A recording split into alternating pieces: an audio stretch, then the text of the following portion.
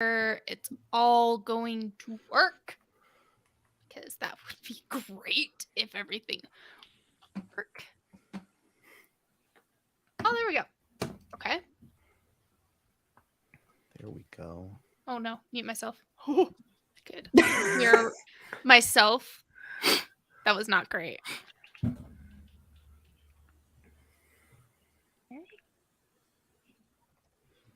Give it a few minutes, like a minute or two for people to start rolling in. I posted that we were live on Twitters. So Let me see. Let's do some more role-playing fun facts. Yeah, I like it. In character. We'll do some of those. Just another fun fact. What is your character's favorite genre of movie? Back to you, Scoob. That's you, Scoob. I know. Comedy. Why is it comedy? That's true. He uses a lot of R's. For people that don't know, I've only watched one episode of Scooby-Doo, and that was today. Oh my goodness. You've had so much time to prep for this, Erica. I've been busy. Just, okay, come on. In character. Really? Why comedy? Hilarious. Because it's, okay. We'll go with that. Daphne. Well, I'm a big fan of reality TV, but from time to time I like to watch a good kick-butt martial arts film. Which version of Daphne are you channeling? Like Sarah Michelle Gellar or... Oh, Sarah Michelle Gellar. Awesome. Okay, good. Because rocking the martial arts. I'm channeling full Matthew Lillard right now. Like, oh, nice. Hell yeah. Hey, Fred, ball's in your court. Oh, ball? Sports? I gotta be a sports fan. I love a sports movie. It's a good time. A little bit of basketball, a little surfing. I'm pretty flexible, man. What's your favorite sports film? Oh, I love a good crier. Return of the Titans. Get me real good. Really get all those emotions Return out, of the Titans? know? I have no freaking clue. I was really hoping you were going to say Soul Surfer, the one where the girl's arm gets bitten by a shark. Okay, I'm not gonna. This is from a Steph perspective. I panicked and said the first sports movie that came to mind, and then came up with Remember the Titans. Fred. Remember the Titans. Thank you, Sam. It's ironic. It is ironic. Look, my meds were off like hours ago. This is as good as I'm getting at. At least you remembered to take yours today. Anyways, this is going to be an ADHD-filled session. Yes, it is. Velma. I prefer a great documentary. Why? Isn't it obvious? The reasons is learning. I would rather watch that than some ball being tossed around by some crazy, sweaty, creepy men. Right, but it's still science, though. You have to hit the ball at the right angle to get it where you want to go.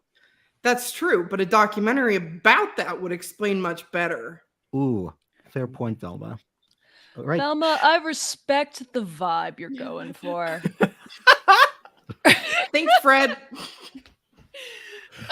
Okay. Shaggy. Now, I was going to start introducing everybody.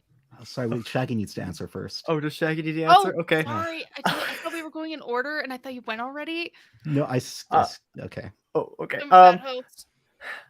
Like, it's anything but horror, man. I can't deal with those jump scares. But if I had to choose, I'm not really a big genre guy. I like Harold and Kumar Go to White Castle. I think that's a good movie. Big Lebowski, just the whole 9 yards, man. So, okay, I'm not going to get into this. The whole 9 yards sounds like something that Fred be into.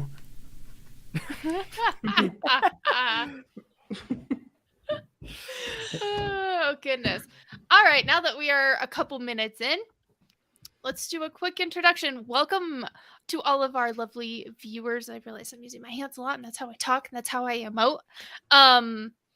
Welcome to the Let Us In. This is our first in-between seasons one-shot, and we are very lucky tonight. I'm not your DM.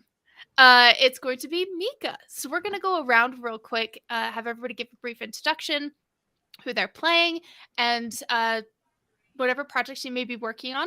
My name is Erica Ondoin, and I run Let Us In. I also have a live stream on Saturday playing Inside on Deadpan Gaming. And Sam here is our very special guest, so I'll have you go first.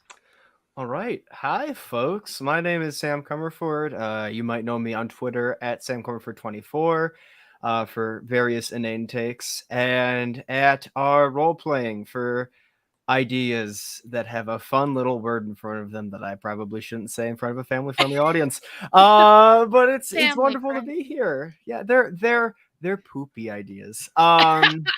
And yeah, projects I mean, I'm it's the working name on. of your social media. You could say it. It's cool. Can I say okay? It's Oh, yeah. it's branded, so it's fine. All right. Yeah. Shitty ideas. They're shitty ideas, folks. And that's what I do. That's a project of mine. I also am a part of the role playing podcast.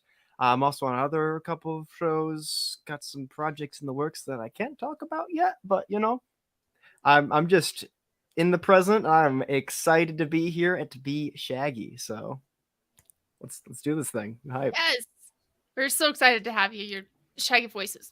Chef's kiss. Thank you. And Dungeon Mika. Hi.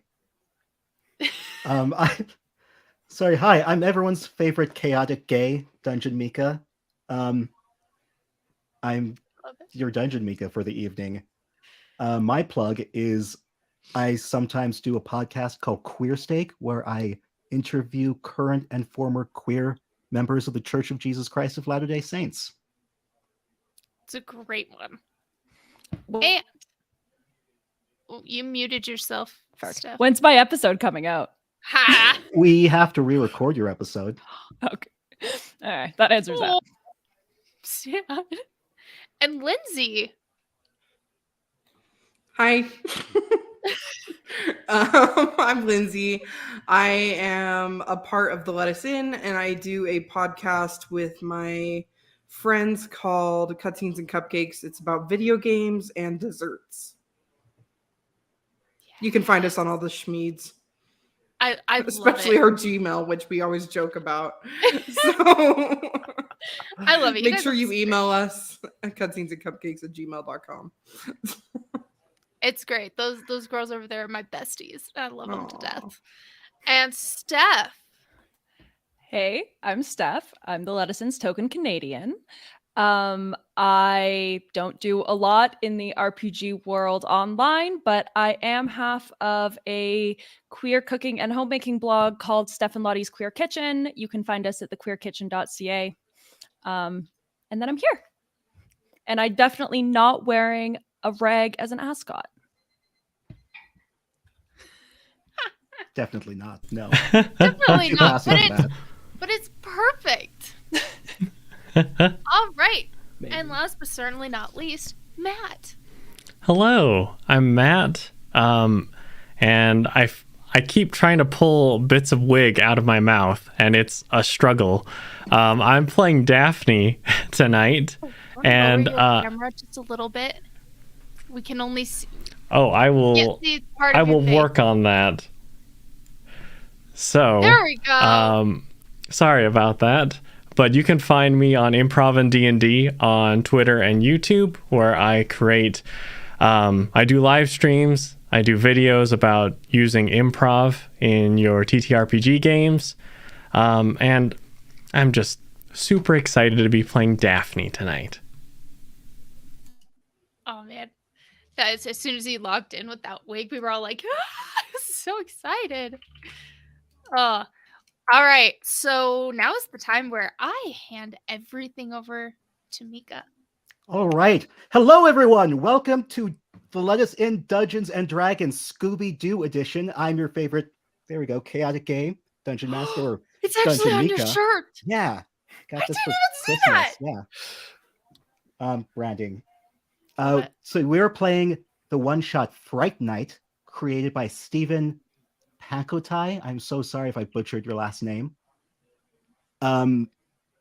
For this one shot, there are some maps prepared, also Don't- created, I'm pretty sure, by. But- Oh, no. Okay. Cartography by Dyson Logos. So, Erica, if you will share your screen so everyone at Yes. home can follow along on the map. I will do that right now. Excellent. Share. I like having visual stuff. That way I have to describe fewer things. There we go. Yes. Okay, gang. Are you ready? Ruh-roh. So Like, so let's bad. go. Jinkies, Always I'm ready ready. for a new mystery. All right, gang. As you arrive at the Beauregard Mansion in your rickety green mystery machine, you find yourself disappointed. The Beauregard Mansion is not as beautiful as you'd imagined. It looks like it once was a beautiful home, but those days are long behind it. The windows are broken. The overhang above the porch sags in a disturbing frown. The front door slowly opens with an ominous creak. And there's a middle-aged man with salt and pepper hair and modest professional clothes who waves you into the house. Now, this man is the butler of the late Lemon Beauregard, Mr. Creepsley. And he ushers you into the sitting room. And that's where all of your tokens are right now. Along with 3 other individuals, 3 NPCs who are distantly related to Miss Lemon Beauregard. We have the Southern Belle Persephone, the Vain Buford, and the Dumb as a Rock Spinel. All of them are various forms of tabaxi. Tabaxi. Mr. Creepsley moves to the head of the room, gathering everyone's attention. As you all are undoubtedly aware, Miss Beauregard was a rather unsuccessful businesswoman. She called you all here to receive a share of... Oh, I think I just read that incorrectly. Miss Beauregard was a rather successful businesswoman. She called you all here to receive a share of her fortune. Miss Beauregard is prepared to leave an equal share of 1 million gold pieces Oh. to anyone who can survive an entire night in this mansion, which she claimed to be haunted. Your time begins now. Beauregards, Mystery Inc., I wish you a pleasant night. I will be outside to ensure that nobody leaves the premises. I'll return in the morning to collect anyone left. He laughs strangely at that and heads to the door. Not a moment after it shuts, a wind blows into the room, putting out the candles and shrouding you in darkness. You hear the quivering voice of third cousin Persephone in the dark, moving out of the room toward the front door. Now, I'm not saying I'm a-leaving, but maybe Mr. Creepsley has some more magic. Hey, the door's stuck shut. I can't open it. An eerie green glow begins to fill the room. Smoke floods the area, and you see a figure step forward, gaunt but recognizable from her portrait above the fireplace. It's Lemon Beauregard. The ghost speaks. How dare you trespass in my mansion, boo! You are all unworthy of my fortune, boo! Leave, flee this place, or it will be your tomb. With another flash of smoke, the figure vanishes. And with that, the board is now yours. Well, that's Like- strange. Didn't she invite us here? Yeah, like I've never been to a 1-star hotel before, but I'm pretty sure this is it. Real bad. 1 star? Oh, I can't. No, that's not very polite to say about our hostess now, is it? But like she's a ghost, man. Actually, that was probably just an illusion. Illusion? Yeah, remember how we had that guy with the projectors? Velma starts looking around the room. It's something like that. It's just a hoax, most likely. And I would be surprised if we saw any bit of that gold. That's smart thinking, Velma. Now, we're all just going about insulting the lovely lady who invited us here. I say we try to make a good night of it, team. Maybe figure out where this apparition thingy Velma said is coming from. Maybe we should roll around and look for something. And he starts rolling around on the ground, looking for something. So I'm gonna roll investigation for me, Uh-huh. Scooby. 13. Let's see if I have 15 because I have +2. Ooh, excellent. So with a 15, Scooby, rolling around, you bump into the fireplace. Now you notice that the fireplace is holding more smoke than it should. It's releasing this dull haze now throughout the sitting room. It kind of makes sense. It's soot. This place hasn't been cleaned in a while. But still, as you roll around, you feel a tiny plip on the back of your neck, like a single raindrop. You reach up with your paw to feel, and it slides down your back. Another drop.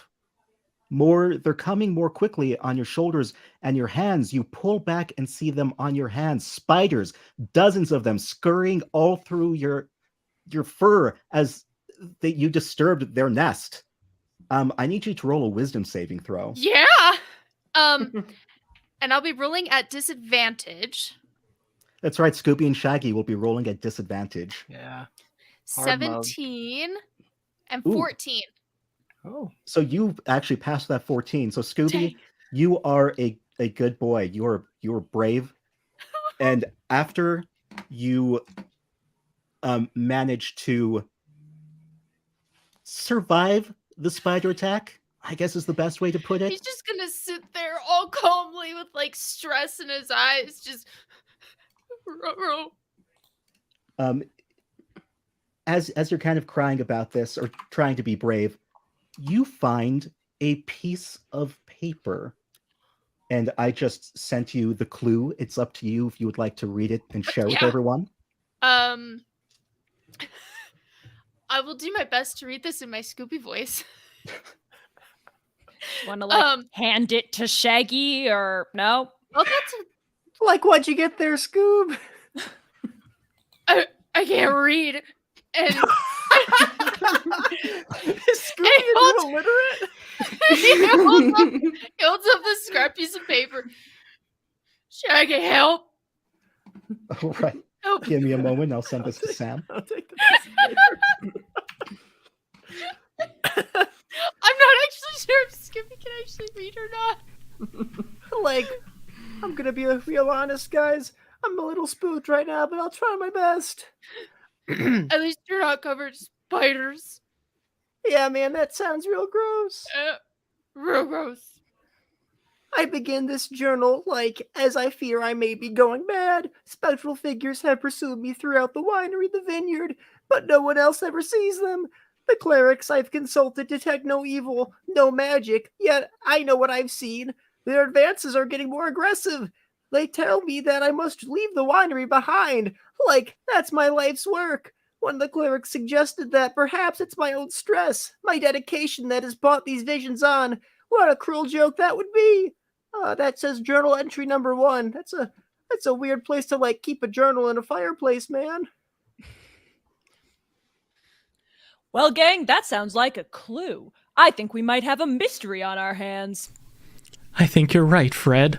What should we do? Think we should split up and look for clues. On it. Y'all do that. I'll wait here. And that was Persephone. Can I insight check Persephone? Can I get a little vibe check on her? Yeah, Yes, vibe go for check. it. Oh, that was almost really good. 14. 14. So with a 14, you can tell that if she got the opportunity to push you down the stairs, she would. Oh, so she wants the cash. I gotcha. Yeah. What a greedy little Like thing. Shaggy, you just know this from your haze. Like it's giving you extra insight on people. The purple haze. I mean, there's more Yeah. smoke in Shaggy's head than there is in that fireplace. Let's just say. I'm gonna kind of just keep that in mind. Obviously I don't want to just insult someone openly because that's not very nice. Dungeon Mika, what else? Like, do we know anything as Mystery Inc. about the backstories of these other people with us? So the backstory you have is during one of your mysteries, you helped Miss Lemon Beauregard. And that's why you're here. She is very grateful for that. And so she wants you to inherit some of her fortune. You do not know, you never met Creepsley, and you do not know the relatives. Great. So Fred's going to go striding up to... Oh, sorry. I have my two computers open. Striding up to... Where's Persephone? I've lost her. She is up here. Is she the one with the horns? Oh, nope. She's the green one. Sorry, my map didn't update properly. Fred's go, I don't think we've met. I'm Fred. Dashing smile. I'm Persephone. And how'd you know Miss Lemon? Lovely lady. Do you believe she was my third cousin or something similar? We were very close, you see. Clearly. Dashing smile. Obviously. Dashing smile. She gives you a, yeah. So you spend a lot of time here, given how close you were? As a child, it was I do declare it was a nicer place. Back then, I not sure I'd want to inherit this house. Now, Buford can have the house. I'll take the money. Buford. Fair enough. Well, if you're done, I'm just gonna go over here now. And she walks away from you, Fred. What? Well, that was a totally normal way to end a conversation, Fred. Velma pops up next to Fred. What? She seemed nice.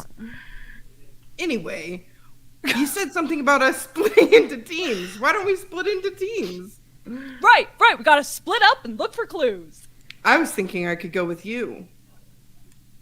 I could probably use the help. Yeah, sounds good. Okay.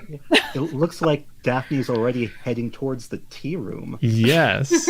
Daphne is confident and moving ahead and wants to solve everything so she can get out of this 1-star accommodation. So Buford is following you.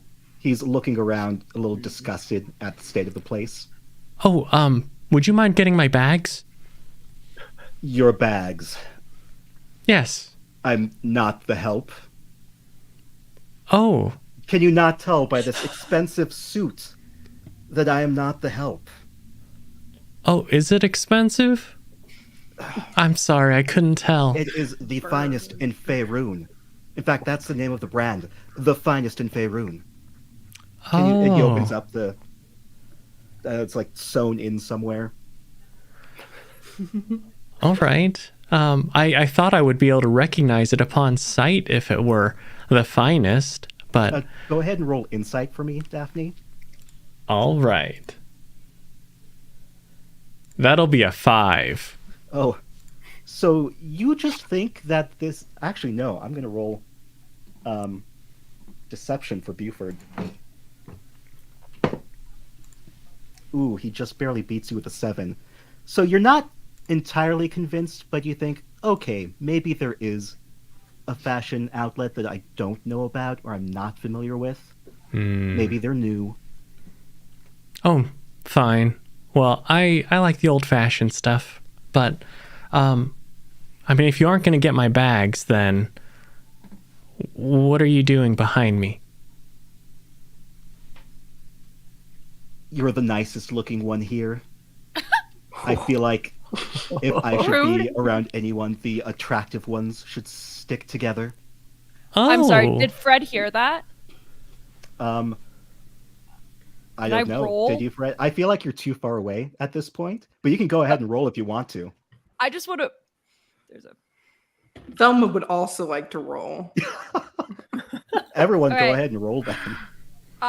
So I rolled a 15, but what am I rolling exactly? Like what? Yeah. Perception, survival. You're rolling survival. I got a Right, I got an- 17. I got an 18.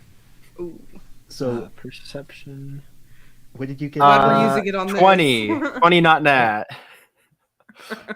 Dirty 20. So all of you get like the shiver up your spines, like ears burning, like someone just said something not very nice. And kind of self-consciously, you're like, I'm good looking. Why am I thinking about this? I don't Fred know, goes- but I look good. I look good, right? Fred isn't even worried about the insult to him. He's so like he just like looks over and realizes that Daphne is like vaguely uncomfortable in this conversation and goes like striding over and is like, "Hi, I don't think we've met. Daph, get out of here. I'm Fred." Who are you doing that to? The guy being creepy to Daph. Oh, Daphne okay. will slip So into the we're- tea we're room not thanks to split up. Fred. Okay, we are going to we'll do a quick interaction with Buford. Yes, it's Fred, you said, and he holds out a hand. Charmed, I'm sure. I appreciate your ascot, I suppose. Well, I don't appreciate how you were being to my friend there. I was just complimenting her. Sometimes compliments don't feel so complimentary, if you know what I mean. And I'm bored. Goodbye. He's gonna go off this way, actually. He's just lost interest. So Perfect. Fred's fine then, as long as he's not following Daphne. He goes back. He's like, "So, Velma, where were we?" So Daphne, you have entered the tea room. This small nook is used for meetings and tea time. Most of the eastern and southern walls are windows that once had a beautiful stained glass pattern, but are now in various states of disarray. A small table with 2 chairs sits directly in the middle of the room. The table is covered with an old tablecloth and a few fragile doilies. The chairs seem intact, but the cushions are fraying, and you see some broken cabinets and broken china. Oh, can I? Is this little nook here part of the tea room? Yes.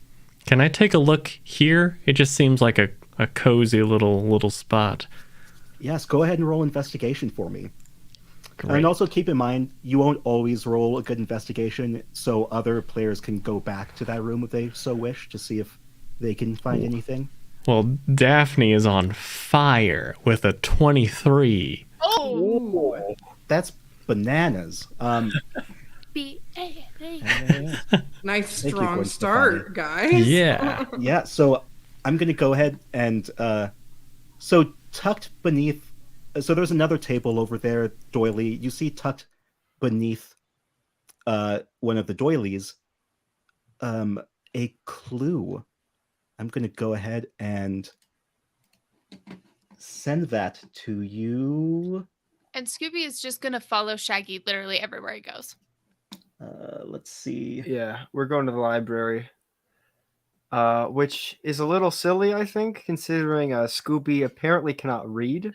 But Yeah. There's possibly a kitchen.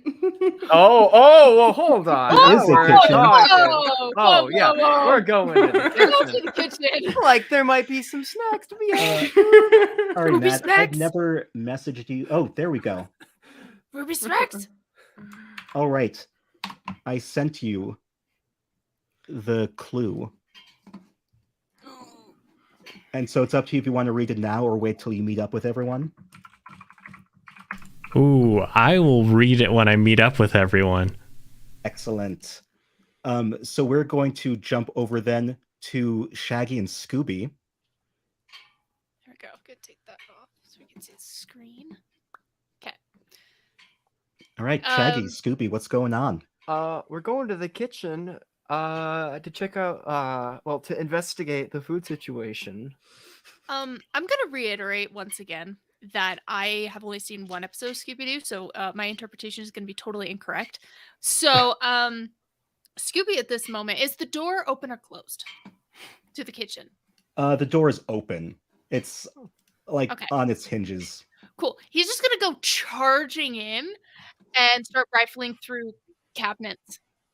All right. No, that's accurate. That's accurate. Yeah. That's very accurate. Yes. Because I was actually hoping that the door was closed, and I was just gonna ram into it to open it. Also accurate. Okay, cool. Never So- mind. I must really have some. So right away, Scoob, as you enter, you hear a familiar poof as smoke begins to fill the room. You turn around and see the ghost of Beauregard cackling with glee as she raises a butcher's knife and throws it directly at you. Make a wisdom saving throw at disadvantage, Scooby. You too, Shaggy. Because I imagine you're right behind Scooby. Ooh. Like that's a ghost. Oh, Oh no. Scooby, run out of there. Run screaming. he is booging it. And he goes and runs and hides behind the corner, just cowering in the corner. Oh, that's 2 natural 17s. Oh, wow. Oh, you brave boy. So, Mm. Shaggy, you see the butcher knife near you. It doesn't look like it was aimed at you. But you were distracted by the scraps of food you found on the table. You completely missed the ghost, the whole experience. You missed it. Oh like, my gosh. like Scoob, where'd you go? There's some serious grub here. Try to kill me. You can hear just like barely his voice echoing from around the corner. So to describe the kitchen, it's shitty like the rest of the place. There's a table, some broken china, some scraps of food you find lying around. Okay. Well, I'm making a sandwich. All right. Excellent. So go ahead and make that sandwich, and I'm just assuming you're going to eat it as soon as you make it, right? Yeah, of How- course. How long till I'm not scared anymore? You're probably good to go back in the kitchen right as you see Shaggy eat this. Shaggy, roll a Constitution Oh, saving throw for gosh. me. Yeah, Shaggy's jaw comically just unhinges of this massive sandwich that has to be taller than it is wide. 17 again. Wow, look at that. Okay. I do know a reference. Is it 17. missing mustard? Yeah. What? Yeah. Of course. Anything that's available. Shaggy will eat anything in sandwich form. Because of that, you've got a stomach of steel. You digest the sandwich beautifully. Nice. Yeah. Right. What about me? Like, I hate to break it to you, man, but I think that was everything. Oh. He just lowers his head in sadness. Oh, Like, God, hold on, fights- dude. I'll see if I can get you some stuff. I'm gonna root around and see if I can find more food for Okay. my buddy Scoob. Go ahead and roll investigation for me. Oh boy. A good old -1 modifier. Okay. 14. Wait, what is going on with my dice? Wow. Okay. We're rolling some rocks. Holy So goodness. you find one of the clues. You find a recipe book that's been tucked away. The book is titled How to Serve Man Oh. and seems to be a collection of handwritten recipes for all sorts of dishes. Interestingly, all the dishes are meat-based, but they never specify what kind of meat. It always just says meat. But you're pretty sure it's nothing to think too hard about. Like, they got some pretty radical spam recipes in here, Scoob. Ooh, spam. Where? Like, right here, it says how to serve man. Isn't that funny? I am a dog. On that Like- note, So, you can go ahead and respond. On that note, we're going to go over to Fred and Velma.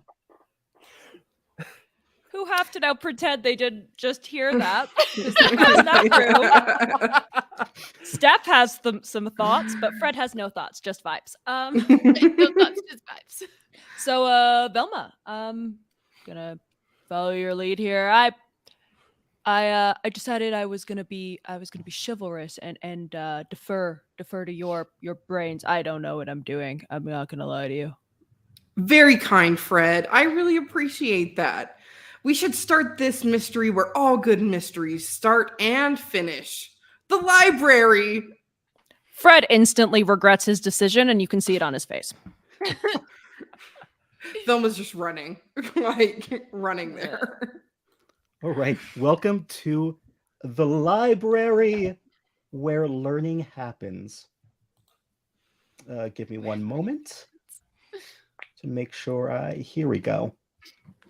Okay. Excellent. So the library. This room was once a respectable library, complete with floor-to-ceiling shelves and comfortable sitting areas near large windows. Today, the shelves are broken, and a few small piles of books are all that remain. The windows are shattered, and the books and shelves have collected moisture over the years, causing them to rot. A portrait of Lemon Beauregard hangs on the northern wall. In the portrait, she is somewhat older and more sinister looking, with piercing eyes that seem to follow the viewer. Investigate?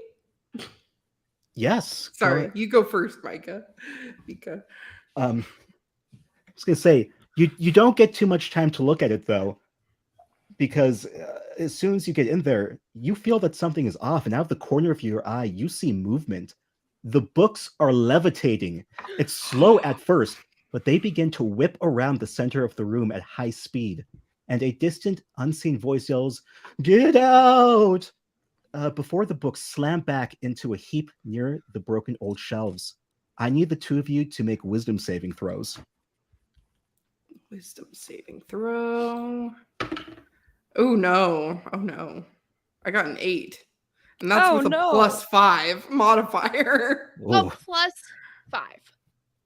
+5. I got a 7. The both of you run out of their screen. Fred, I'm sure you're happy to get out of there.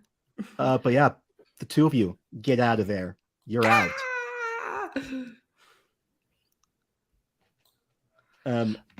Velma, look, I don't know a ton about books.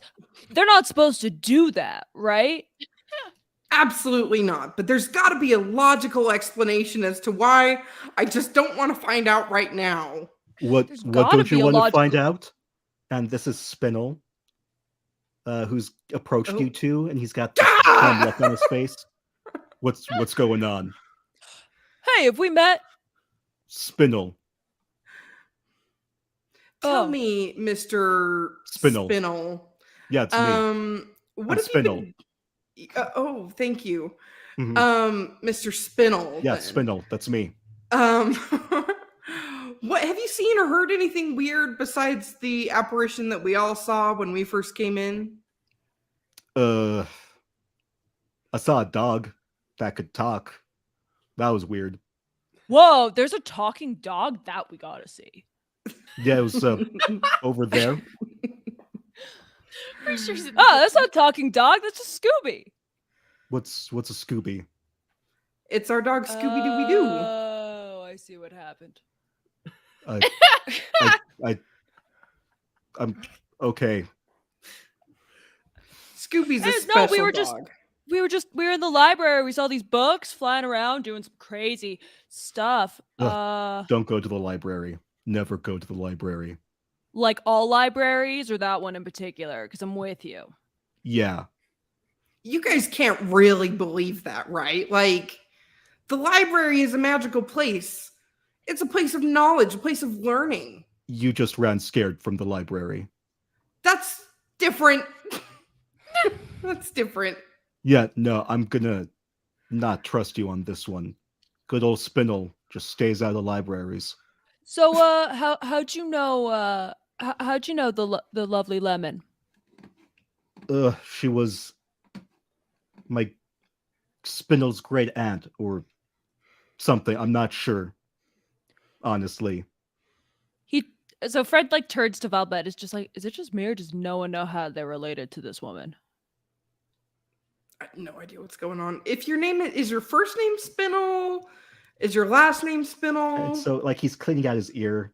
It says, "Yeah, I'm Spindle. That's me."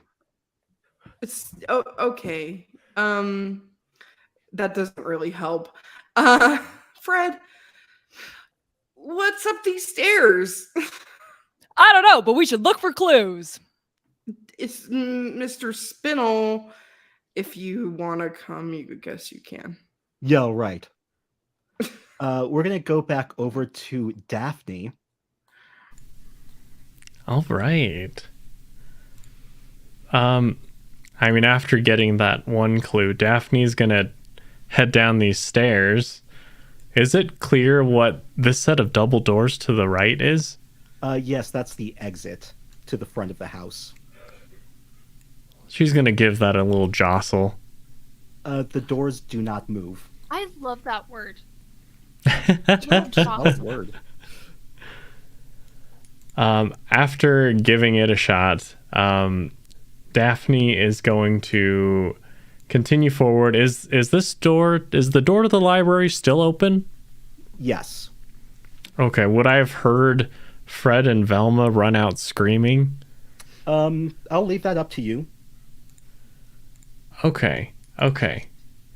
In that case, I'd imagine that maybe it's far enough that it was just a little bit muffled, and so Daphne's just like, there they go again, just arguing all over the place while I'm doing all the work. And Daphne is going to head into the library. All right. You're in the library. Nothing seems to be amiss. It just you notice the portrait. The eyes seem to be following you, but otherwise, this place is untouched. Okay. Are there any magazines? Go ahead and roll investigation for me. Good question. That's a 14. So with a 14, you, as you're looking for magazines, the eyes thing is just really bothering you.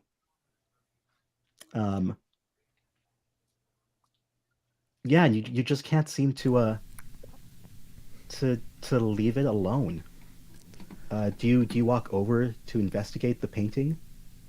Well, first Daphne is going to turn towards the painting and say, "Hey, take a picture if you want. It'll last longer." And then walk over to it. You see the painting kind of actually gives you a quizzical look. As you lean in to inspect the painting, you jolt backwards because the painting makes that weird, confused look with its eyes. The eyes lock onto yours, and a cruel grin crawls across its face. Its mouth opens, revealing wickedly sharp teeth, and suddenly, the painting lunges forward, biting at you with an elongated jaw. Nothing happens, though, as you fall back, but you do need to make a wisdom saving throw. All right. That's a no from me, dog. Natural 20, baby! Yes! Yay! You lean forward and punch the portrait. Oh, heck yeah. I am picturing, like, as it's lunging forward, Daphne is already in her kung fu pose. And as it lunges, she goes forward, and you see that just the punch as the other hand is drawing back. And, maybe making a hole in the painting. I don't know. You do make a hole in the painting, and Yeah. you see that there's a panel behind the painting. It's so obvious now, and you see little eye holes cut out from that panel. Ooh. There is Oh. a room behind there. And so let me point out where. So it's right there. We found a mystery. Oh, okay. Can I go in? Without us? Sorry. So, you know what? Since you got the nat 20, yeah, you Sweet. with another swift punch, you just knock through it, and you enter this tiny little room.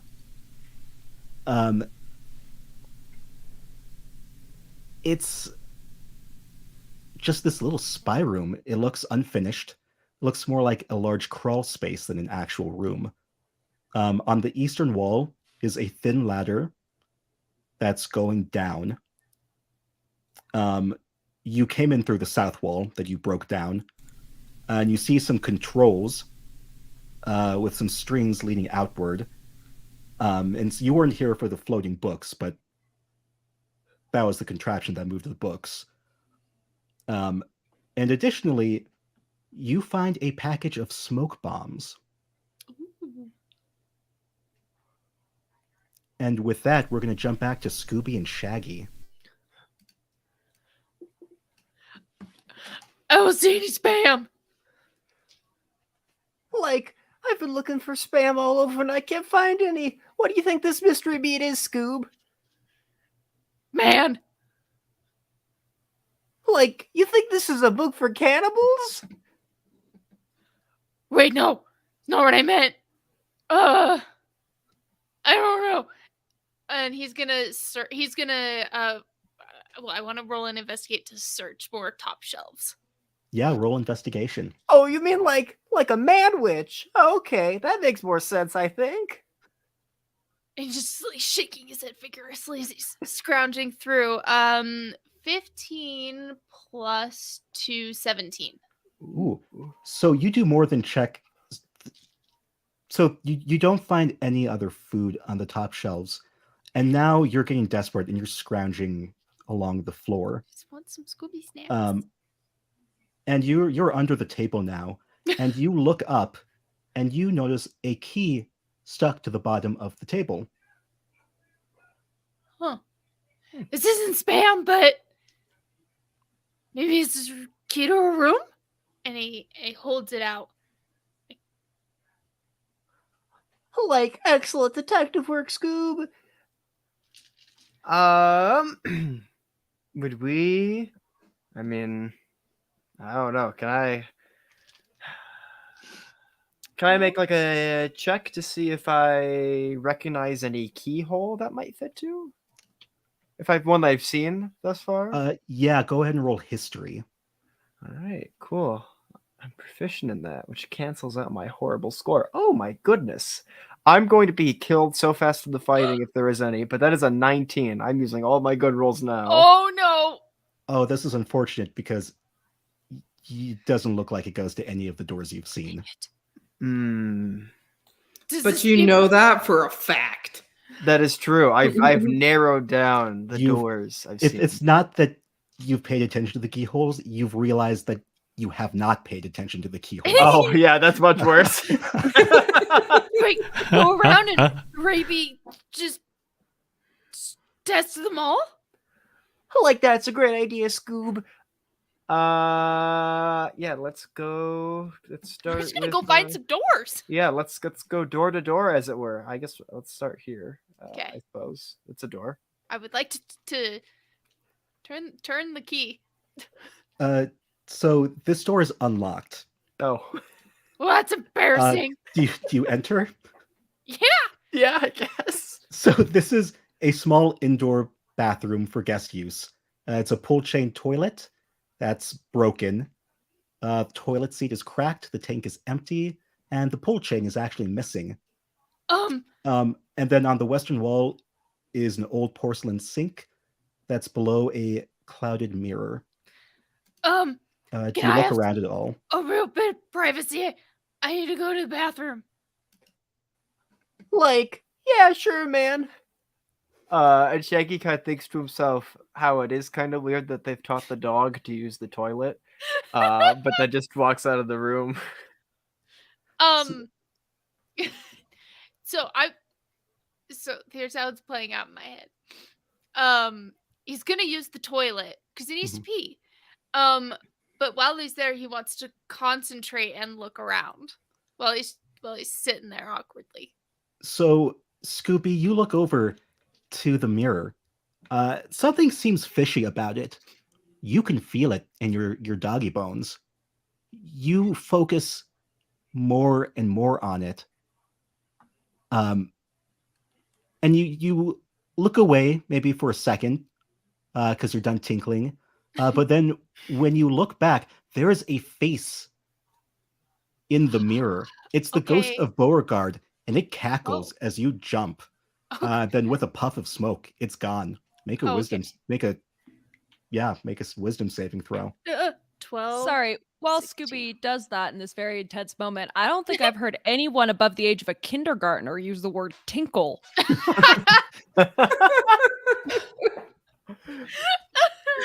It did raise a flag for me too, where I was just like, Chaotic that's a gay. word I haven't It's a heard in a chaotic long word. time. I love it. Dogs Um, tinkle. That makes sense. Thank Yeah. you, Sam. Suppose. Shaggy. I like it. That was a 13. You keep it together. You keep it together, Scoop. He's gonna very calmly push the door back open. Ghost! There was a ghost, but he's gone now. Like, that's not a good way to take a Scooby Dooby Deuce. Oh my gosh. Sure sped things up over a little bit.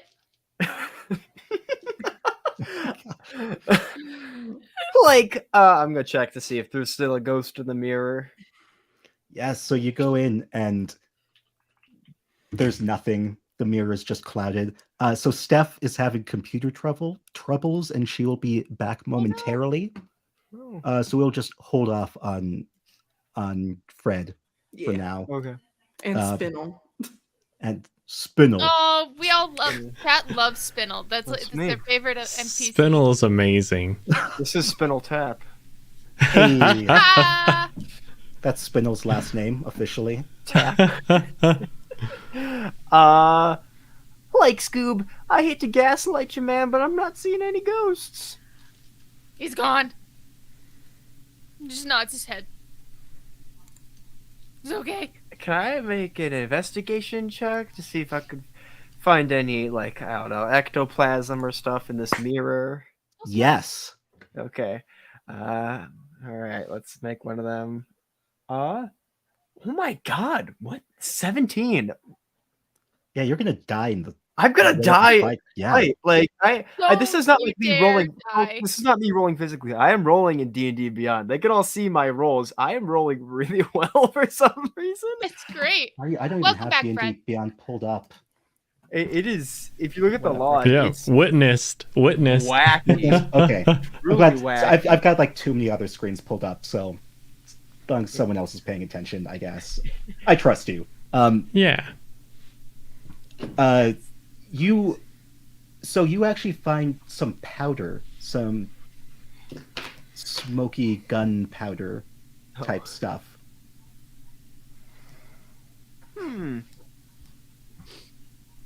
Like, did the ghost try to shoot you, Scoob? Maybe.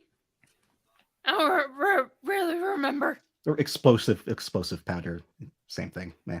Right, but Shaggy's trying to make a deduction that isn't actually very smart. Classic Shaggy. Because he tries to be a detective. Operative word tries. Okay, that's interesting. Explosive powder. Is Another- it like? Oh, go ahead. Another room? Like, yeah, we might as well keep trying these keys. We're gonna go to the next room. Yeah. Oh, you gotta- Okay, then we are going to move over. Oh, that's not what I Yeah, meant to Steph's do. back.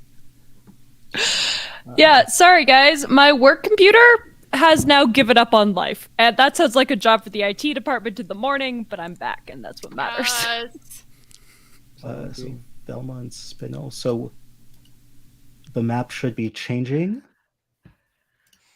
Ooh. There we go. Oh. And Spinel. So the three of you are now upstairs. Ooh. Spinel, do you know this place very well? Never been here. Okay. It's nice though, right? Big, spacious. Yeah. It's Yeah. a $4 word right there, spacious. Yes, that is a $4 word. It was on my word of the day calendar. Let's go this You get- way. Paid for your words? No, it's a calendar with the word, but they're like $4. Do I get paid? Smoke's coming out of Velma her is ears. dying, and so she's just gonna start going this Velma way. better Oh. Velma has to be the brains for all three of us, apparently. Yeah. Spinel is so clearly just me in everyday life. I relate to Spinel so hard. Oh my god. All right. Are you entering the study? Yes, I say we should. All Fred's right. Fred, who like normally is like very take charge in the lead, is just like so out of his depth with all of Velma's analysis. It's just like, yeah, that's exactly what I was gonna do. I also would have thought to go in that room. Good thinking, Vel. Thanks, Fred. And she opens the door, or tries Excellent. to. So the southern wall of this room is entirely windows, with a large wooden desk sitting against the glass. The northern parts of this room hold bookshelves that are surprisingly intact, each with a small collection of unruined books. The desk's drawers have been removed. Some are broken nearby on the ground, but some are missing altogether. On top of the desk, a crystal ball sits on a small pedestal on top of a piece of paper. Fred would like to investigate the crystal ball. All right, roll investigation for me.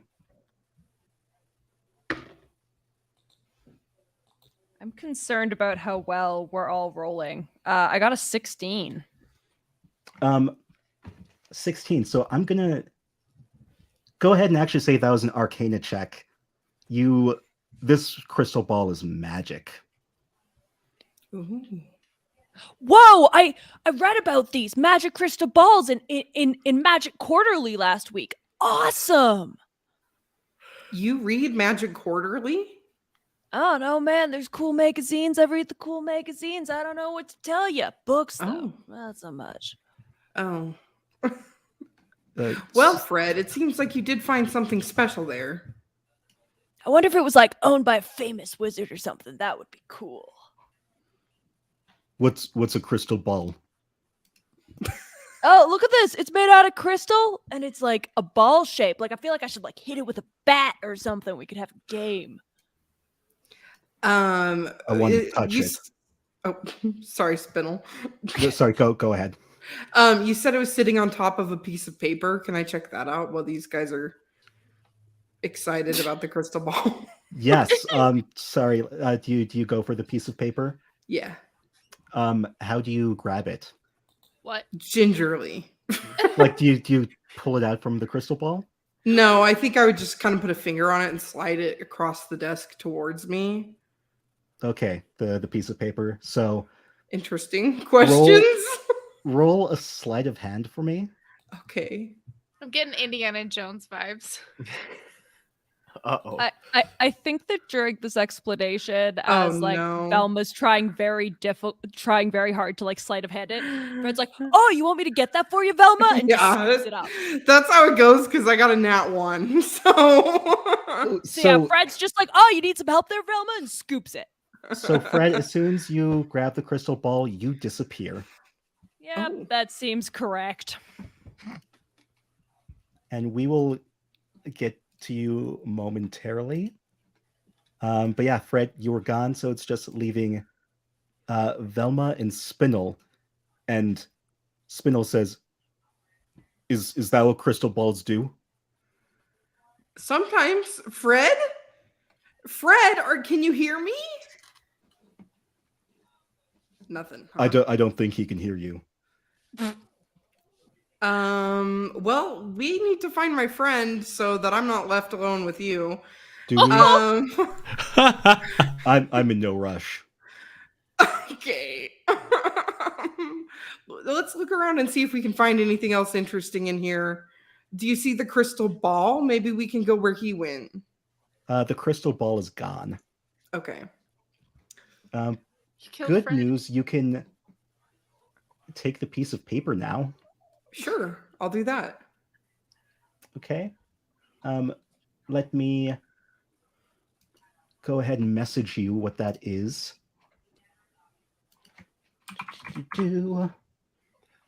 Do. So, quick question. This is like a PG-13 rated show, correct? For the Yes. most part. So, is there one F-bomb per show? Is that like a thing? Heck yeah. Let's do rock, paper, scissors to determine Okay. who gets to use the Ooh, F-bomb. good idea. Who was wants wondering so? So let's- we'll All take- at once? We'll take a quick break. We will do we'll have Fred and Daphne. You two go first. Rock, paper, scissors, shoot. Okay. You Okay, turn yeah. them- So turn do them in you style. do it? Or Velma, Do you sorry. do it So on the Fred- shoot or on scissors? The shoot. So Fred and Velma. That is an important distinction because a Or lot of Daphne. people do Fred, it sorry, wrong. Fred and Daphne. Oh, Rock, Fred. paper, yeah. scissors, shoot. Oh, I will concede. I'm not going to use it. Okay, Fred, you move on. I won't either. You guys are so Oh. pure. Okay, so it's me and Velma. Rock, paper, scissors, shoot. Okay. Rock, paper, scissors, shoot. Okay, you win. So it's between you and Sam. Okay. Rock, paper, scissors, shoot. What about Fred? What about Fred? Fred don't looks have to go upset. against. Fred. Don't Sorry. have to go against. Fred? Wow. Look at poor it's a ladder? Fred. The three of you just go right now. Okay. Right. What Shoot. is- Okay. So we've got two scissors, one Okay. paper. All right, so Lynn's is I'm out. dead. Okay, so Fred and Shaggy. One more time.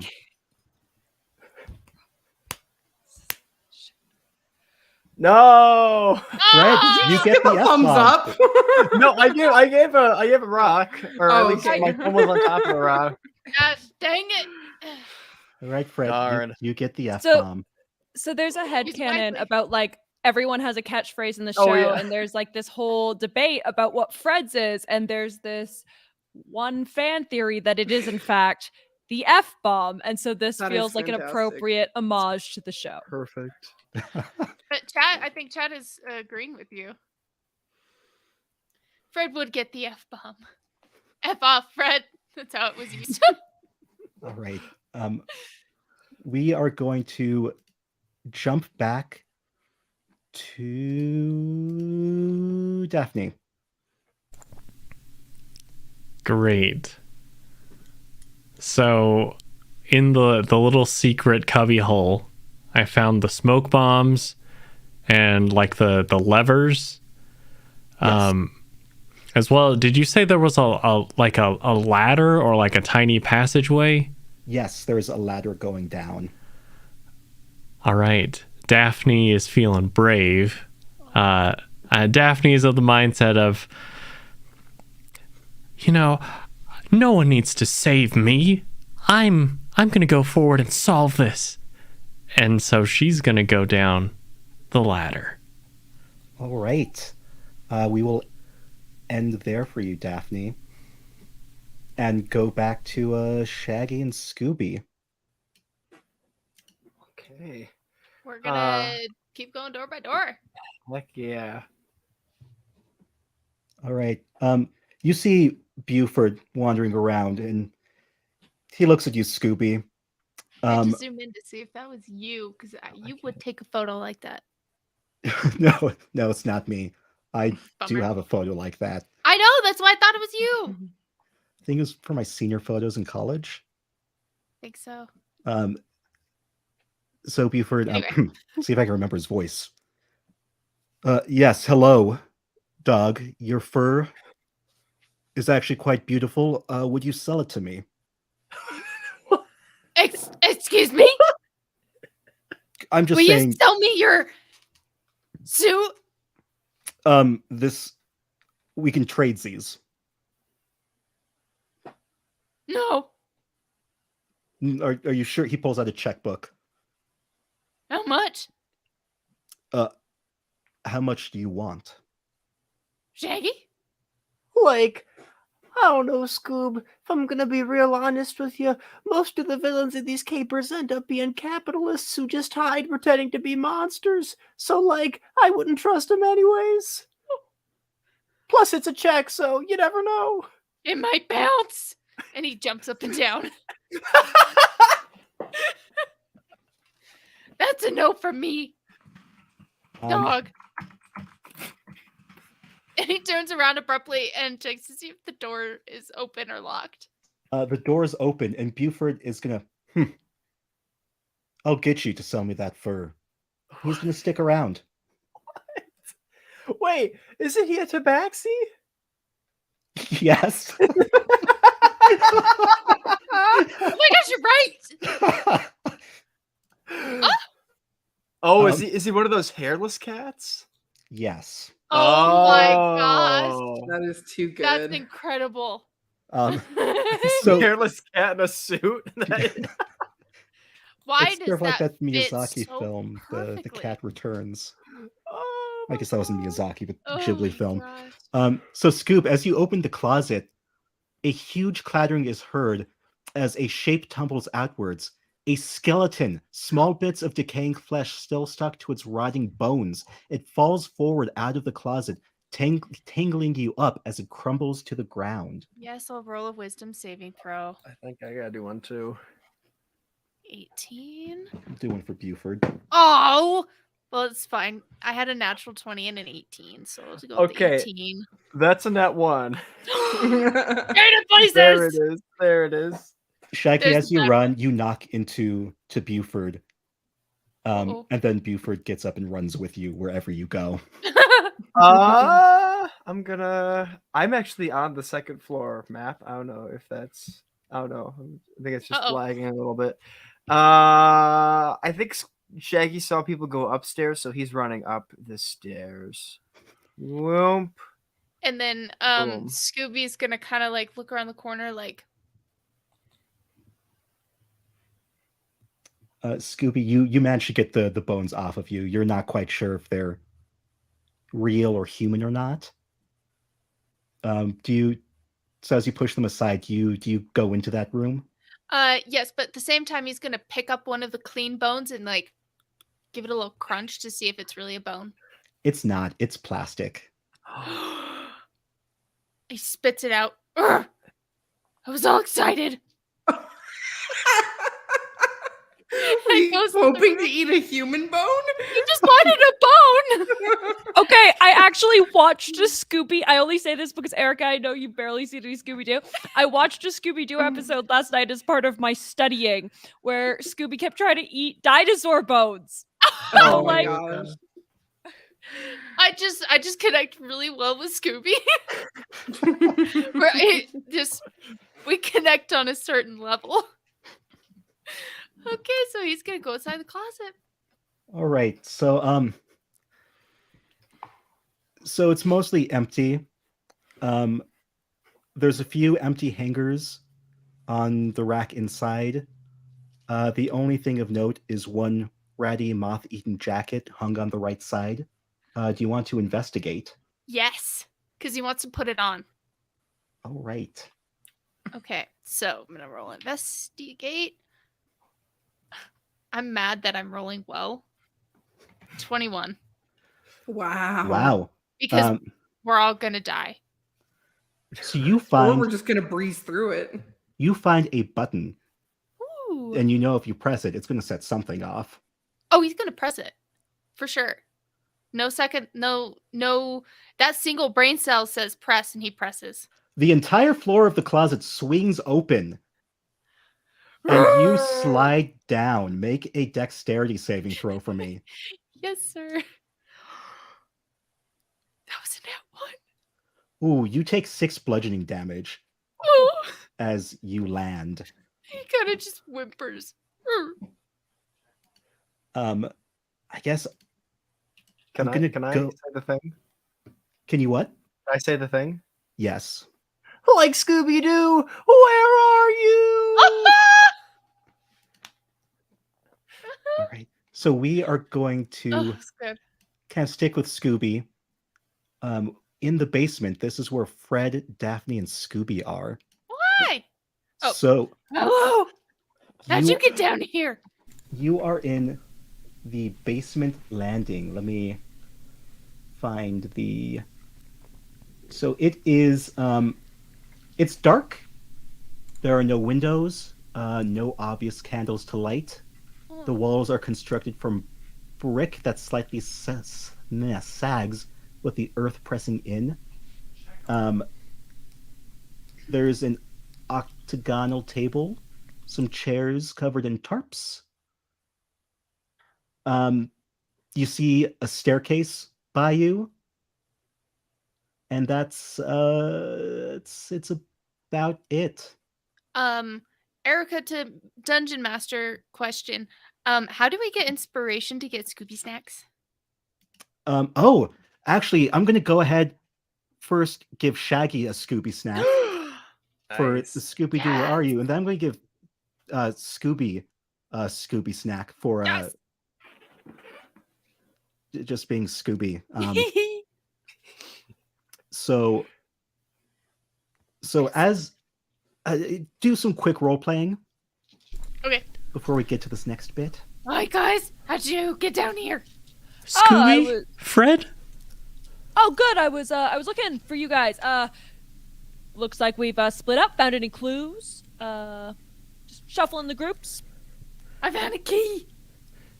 I found smoke bombs. Sounds like we have a mystery on our hands. Shaggy would like smoke. Yeah, we'll make sure to save them for him. Yeah. As you have this little discussion, suddenly it gets real quiet. You shift on your feet, and you see, even though it's already dark, you're standing on a pool of dark. Like you're in darkness, but this darkness is like black. It's Vanta black, and you crouch down to investigate, but the Vanta black pulls away and rears up with an inky black claw. Congratulations, you have just gotten yourselves into a battle. Great. So Oh, go great. ahead. Let's go ahead and roll initiative. Okay. Zoinks. That's a 13. Jeepers, that's also a 13 for Daphne. Yeah.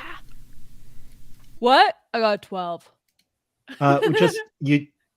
Oh, sorry, I got. Did me and Matt have to have a roll off? No, it'll be fine. Oh, bummer. We'll just ignore- Probably would have beaten me because I just rolled a 7. So this shadow goes first. Uh-oh.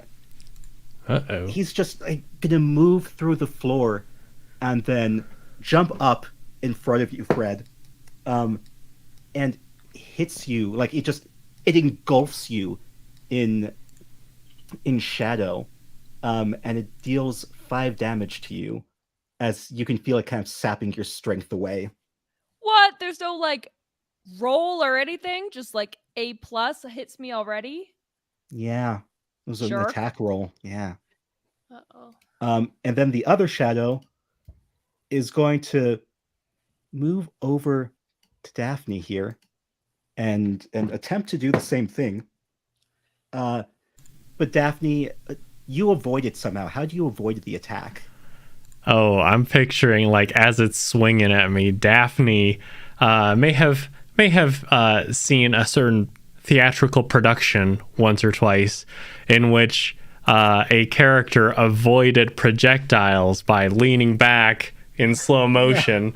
And that's what she's gonna do as the shadow tries but fails to strike at her. The shadow hits the staircase. And Nice just try. splats. It's shadowy splat. So Daphne, it's your turn now. All right. Daphne is going to look at all the shadows and gonna try to cast Bane on the 3 of them, or the 2 of them. I don't know. Sorry. No, 2 that's of fine. them Or 2. Okay. Yeah. So they'll need to make a charisma saving throw for me. DC 13. Ooh, they both fail. Sick. Okay, mechanically speaking, for the next minute, assuming I can still concentrate, when they make an attack roll or saving throw, they roll a d4 and subtract that from their roll. Most excellent. All right, Fred. Okay, Fred is going to first move one over. So move kind of in front of Shaggy. Just be like, sorry, Shaggy. Scooby. Move in front of Scooby. Just be like, I'll protect you, Scoob. And then takes his long sword and crap, he can't both move. So I guess I wanted him to move forward and then back. I wanted to end in front of Scooby, but so sorry. I lied. He's going to first move forward, attack this shadow with his longsword. Ooh, all right. Roll for attack. You guys do have experience fighting shadows. We do. That's And- callback to season 2 of the Let Us In. Go give it a heckin' watch. Listen. Does a 22 hit? Oh, yeah, just barely, but it hits. What? What do you mean just barely? We are I'm level kidding. I don't like the 3. sound of that. No, you definitely hit it. Like Okay, I 10 just over. wanted to be sure because you have been known to do things like that before. Yeah. And then I got a 14 damage. Holy yeah. So you slice through the shadow, and like you cut the shadow in half, and like the bottom half fades away, and it looks down, and then looks back up at you, looks down, looks back up, and gets really angry and tries to make itself bigger, like it's trying to scare off a bear. Just like, And Scooby, haven't seen the last of me, son. Scooby, it's your turn. Okay. Scooby. So in 5e we get 2 actions. Is that right? So depending on your class, what class are you? I think you're a rogue. Yes. So you get 1 attack, but you also have your movement and a bonus action. Neato. So he's gonna move right over here because it's close. He's gonna use his dagger, which are more like his claws. Ooh. So 19 to hit. Yeah, that definitely hits. And then that's a d4 plus 3. So 6 damage. So you claw through this thing, Wee. and like pieces of it are just gone, missing. Did that work? I think it worked. And so this shadow looks at Fred and tries to attack and like covers Fred, but because half of it's missing, it only does partial damage. So it does like 1 damage to you, Fred. Then the second shadow looks at Scooby and tries to do the same thing. And Scooby, it does manage to cover you and do 5 damage. Oh, fine. Wait, actually, sorry, I forgot about the D4. Oh, yeah. Oh, What's your armor class, Scooby? mine is 14. Okay, the attack actually misses. Yes. So how do you avoid this attack? He's gonna sneeze and bend forward.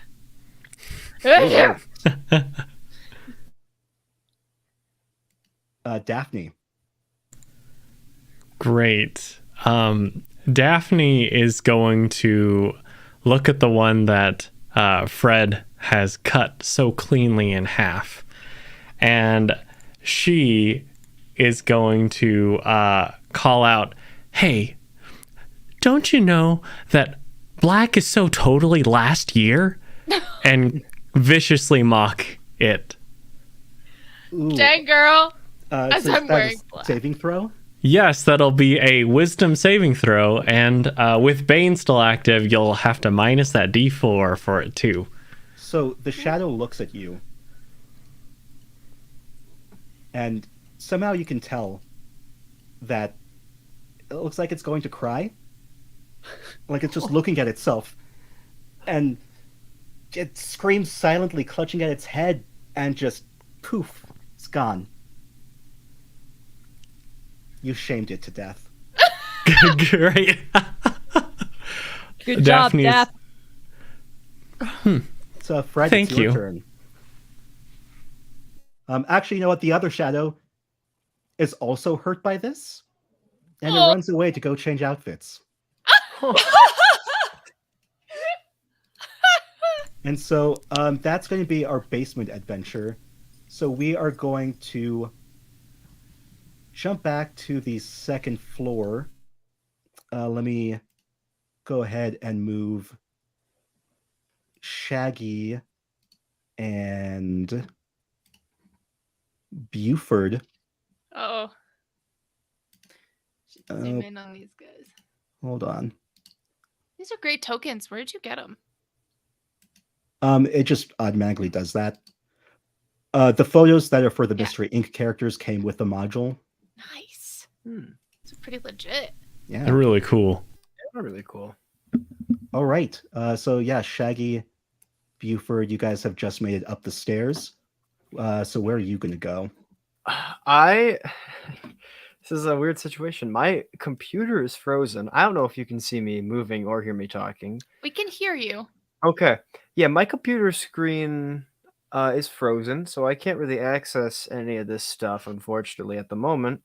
Ooh. But as long as I can still hear you, we're gonna deal with that as I will. What do I? Oh, did Scooby have the key, or did I have the key? Scooby had the key. Oh shoot.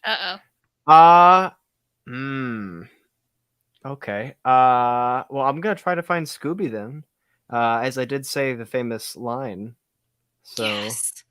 let's try to find Scooby Doo. That was an excellent line.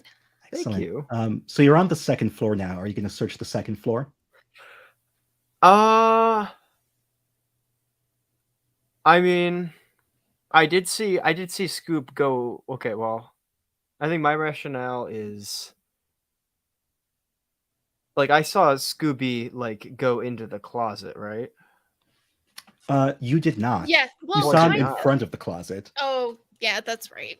Oh, okay. Well then, Safe to assume, I guess. if I'm no longer scared, I think Shaggy's gonna charge down there, ready to kick some butt. Only to be met with a plastic skeleton and no Scooby. So I think he's probably gonna try to find Scooby in that fashion. All right. So is your screen still frozen? Yeah, I have a dice roller in front of me right now. I can roll. Okay. Shoot, it'll be a little difficult. Oh, can you see the Erica's screen with the map on it? Let me refresh my Twitch. Because that at this point that's all I'm at. Yeah, yes I can. Okay, I'm going to switch maps. So you can go ahead and just tell me where you want to go from here. I guess. So up here is the kitchen. Dining room is just above it. Okay. And those are the only places you really haven't been to on the first floor. I'll go to the dining room. All right. Buford is still following you. Buford is terrifying. Is he? Yeah, he's like the opposite of Spinel as far as vibes go. Yeah, seriously. It concerns me how many characters, both NPCs and playables, are sharing one single brain cell. Very true. Yeah. Who currently has the brain cell? It left Not Scooby. Fred. I think Velma. We'll see. She hasn't. This hasn't been her greatest mystery solving. No. Velma has her own brain cells. That's true. She's There you got the go. most out of her, and Daphne have the brain cells. All right. So the dining room, it's possibly the most destroyed room on the main floor. Yeah. There's a massive table that's split roughly in two that's in the center of the room. It looks like something heavy was slammed into it. There are deep gouges on the walls, and there's shattered glass covering the floor. All right. Like, watch your step, Buford. I'm going to stand over here. You can go find the dog. I will think of an amount to give him for his fur. Oh yeah. I'm gonna be real and like straightforward with you right now, man. That's kind of creepy. Ugh. Simple-minded human. You don't know what it's like to be a hairless tabaxi. Like, I'm kind of majority hairless, though. I mean, even though my name's Shaggy, it's just on my head, eyebrows, and other parts I don't discuss. I don't even have that. My makeup. I'm gonna roll investigation.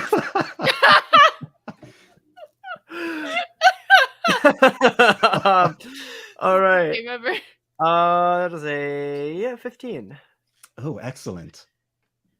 So with that 15, as you're just poking around to try and get away from Buford,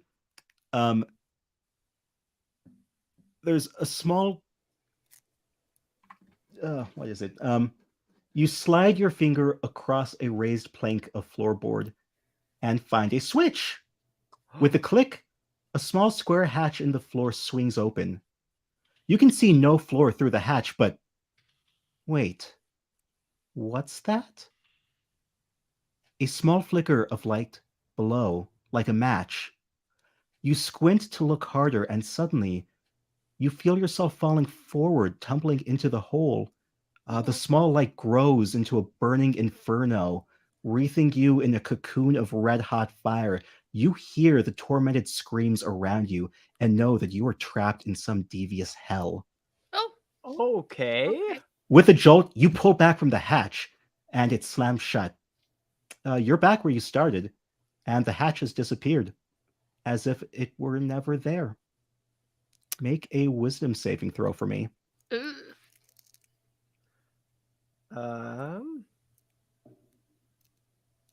Okay. Disadvantage. That is an 18. Oh shit! You keep your crap together. Like, and I don't say this lightly, what the hell? You hear one more scream. Ah! This one sounds familiar. And you look back, and Buford is gone. Oh, darn. Yeah, I'm very broken up about the weird hair obsessed cat man. I'm sure you just turn around, shrug, and then go back to looking. Yeah, exactly. Yeah. We are all super broken up and separated. So we're gonna jump back to the second floor. Real quick, I'm actually gonna shut off my computer. I'm just gonna reboot my computer to see if that does anything. So Shaggy is out of commission for a second. Okay, sounds good. Yep. So we're gonna go back to Velma and Spinel. So Spinel, Yeah, what we that's call me. one I'm half. Spinel. Yes, Spinel. That's me. A constant acceleration of a particle speed by a produce acting on Look, all the of those square mass of the are body is some those are cake $4 words I and haven't gotten to on my calendar yet. particle. I'm saying teleportation. Is it possible? People have thought that it might be possible, but I didn't think so. I hypothesize it's not. I mean, magic exists. But teleportation? Good point. Anyway. He's kind of a squat tabaxi. Yeah. I don't know much about cats, so I don't know what kind of cat he would He's be. a chonker. Yeah, he's just a chonker. Very furry. Cute. Sounds cute. I like all cats, just so the world knows. So Spinel. That's me. Let's keep looking around and see if we can't find Fred. And then I just want to do a once over of the study as we leave. Excellent. Go ahead and I guess you already rolled. Yeah, go ahead and roll another investigation. Okay. Now we're talking. I got a 14. That's better than my last roll. So you find some books. You look through the books and they seem innocent enough. But a few dabble in surprisingly complex arcana. Oh. Nothing too incriminating, but as far as you knew beforehand, Lemon you didn't know the Lemon was interested in magic. This seems a little out of character from what you remember of her. Mm-hmm. Curiouser and curiouser. The plot thickens. I would like to know if there are any books about teleportation magic or Horcruxes. No Horcruxes, but you do see a circled passage in one of the books about teleportation magic. Fascinating. I knew it. Well, I didn't. I hypothesized against it, but I knew it. Velma decides to just continue talking to herself and kind of at Spinel more than like to him, and then makes her way out of the room and is going. Wait. Oh, what's up? He's just following you as you walk out. Yeah. Makes her way over to kind of the down the hall, like this piano area. Okay. The piano room. This is an open section of the upper floor that has a grand piano in front of the bay window. The piano is scratched up and the keys are chipped, but it still functions as a piano. And you see Persephone is sitting on the bench, like looking over at you, and she's just very lanky. And I do declare, if it's a Spinel and a mystery lady. I like your glasses, by the way. Oh, thank you. I tend to lose them from time to time, but they are handy. Get some string, just wrap it around them. It's an easy fix. I had not thought about creating an apparatus for my glasses. That is not a bad idea. I could make a fashionable necklace of sorts. Trademarked. You owe me $0.25 every time you use it. Well, we'll see about that. Anyway, have you seen or heard anything weird? I was about to try playing this piano, but I'm afraid my skills are a little rusty. I don't suppose you'd help little old me out. Maybe play a little something nice. Sure. Velma sits down and starts playing a little ditty. A little what? A little ditty. A little song. Go ahead and hum that song for us. Okay. This is literally the first song that popped into my head, so I'm sticking with it. It's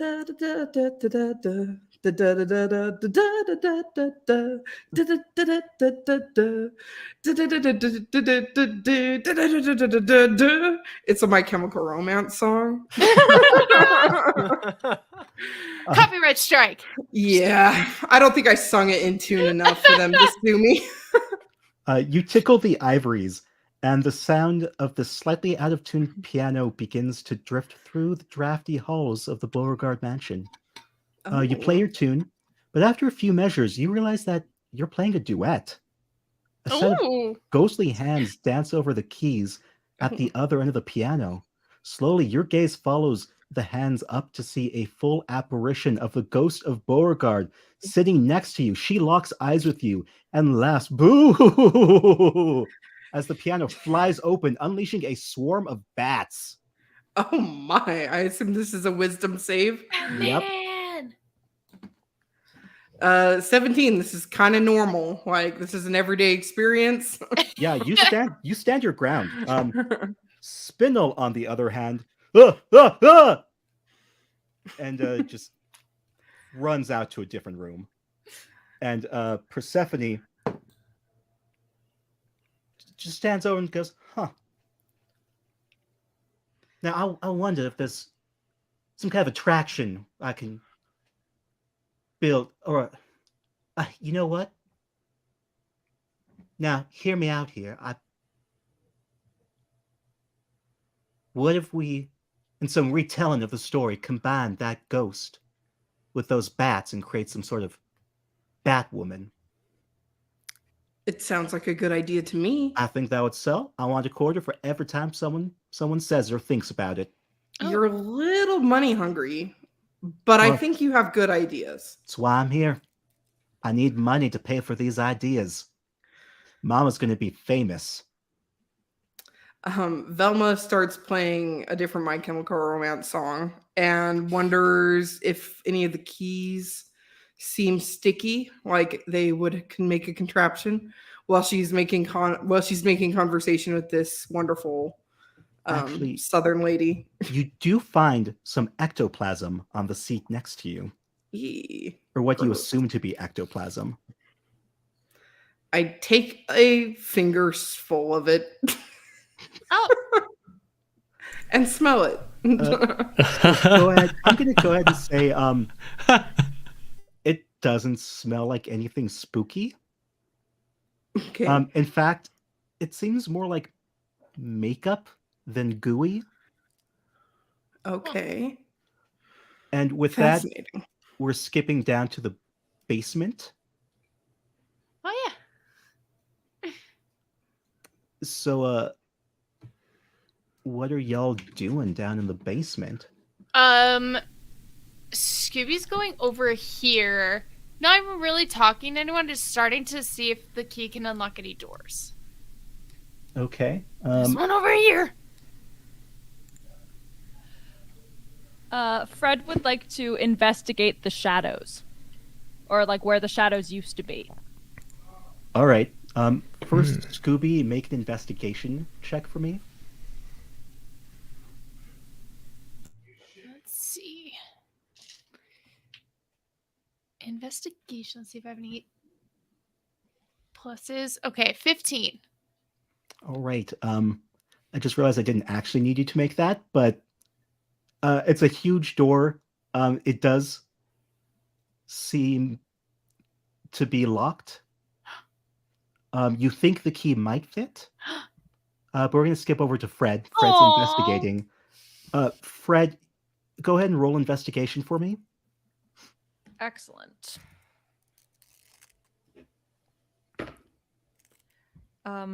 So that was a 17. So with a 17, you see a little sigil, a magic circle on the floor where the shadows had first appeared. It's red. So Fred looks and goes, "Hey, looks like they left something behind, left in a hurry," and reaches out to grab it. As you touch it, Did you think it was blood at all? Oh no, he's not that smart. Okay, definitely it was paint. Great. Right now, it's little red paint on his little phalanges. Just like, Your words are my favorite. It's because I have my own word of the day calendar, $4 words. do Yeah. you get paid or do you have to pay $4 a day? I have to pay $4 a day. It's not the greatest deal. For words like tinkle and phalanges. I'm expanding my lexicon of words. Thank you very much. In a weird direction, and yet here we are. All right, so it looks like it's a little sigil covered in paint, just as I suspected. Paint, Worth noting, huh? he suspected nothing. I don't think we're dealing with ghosts at all here. When I came down here, I saw that there were levers that would levitate books with just strings, just pulling them up and down, and smoke bombs and paint. And I found this, and Daphne is going to take out that journal entry that she found in the tea room and say, it looks like, well, whoever wrote the journal had clerics come in, and they saw the ghost too, but they said there wasn't anything there. I suspect foul play. Oh yeah, definitely foul play. I didn't ever think that there was like actual books flying around, because we all know that's not how it works. Great job, Daphne. I'm glad I let you take the lead on this one. Thank you.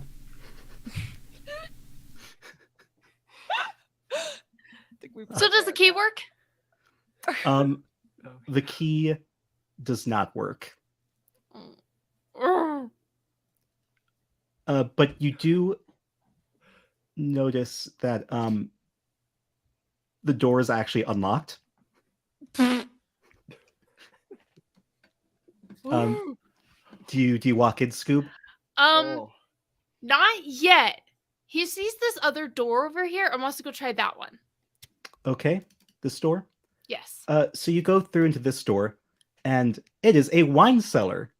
Wine racks line the wall. They're mostly empty. Just a few spiders. There's a table in the corner, a small circular one that's got 2 bottles of wine.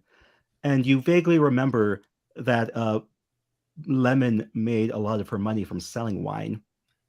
Ooh. He's just gonna grab one. One of the unopened ones from the shelf. Is he going to drink it? No, he's just gonna hold on to it for now. All right. I'm cool with that. He's gonna see if his plan is to see if the hairless cat will take the wine over his fur. Lovely. I like that. Thanks. We are going to jump back over to Shaggy, who is now without his hairless cat. Oh no! What a shame. Bummer. My operating theory right now for that key is that it doesn't go to any doors. It just instantly unlocks them if you put it up next to a door. Hence why all the doors have been unlocked when we've tried to use the key. That's my theory, which is probably wrong. There's almost most definitely a door for this key, but I'm going to what is Shaggy gonna do? Shaggy is going to go upstairs, he supposes. Excellent. Are you going to go that original way or go over this way? He'll go over that way. He wants to cover as much ground as possible. All right. So as you go through that way, Shaggy, let me find this. Go ahead and roll investigation for me.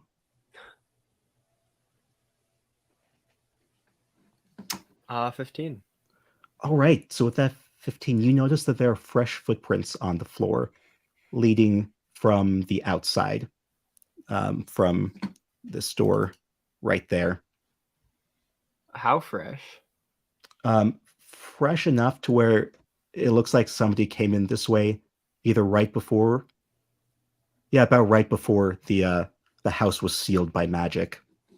Oh, interesting. Yeah. Can I get like shoe size or anything? Is this like a bigger person?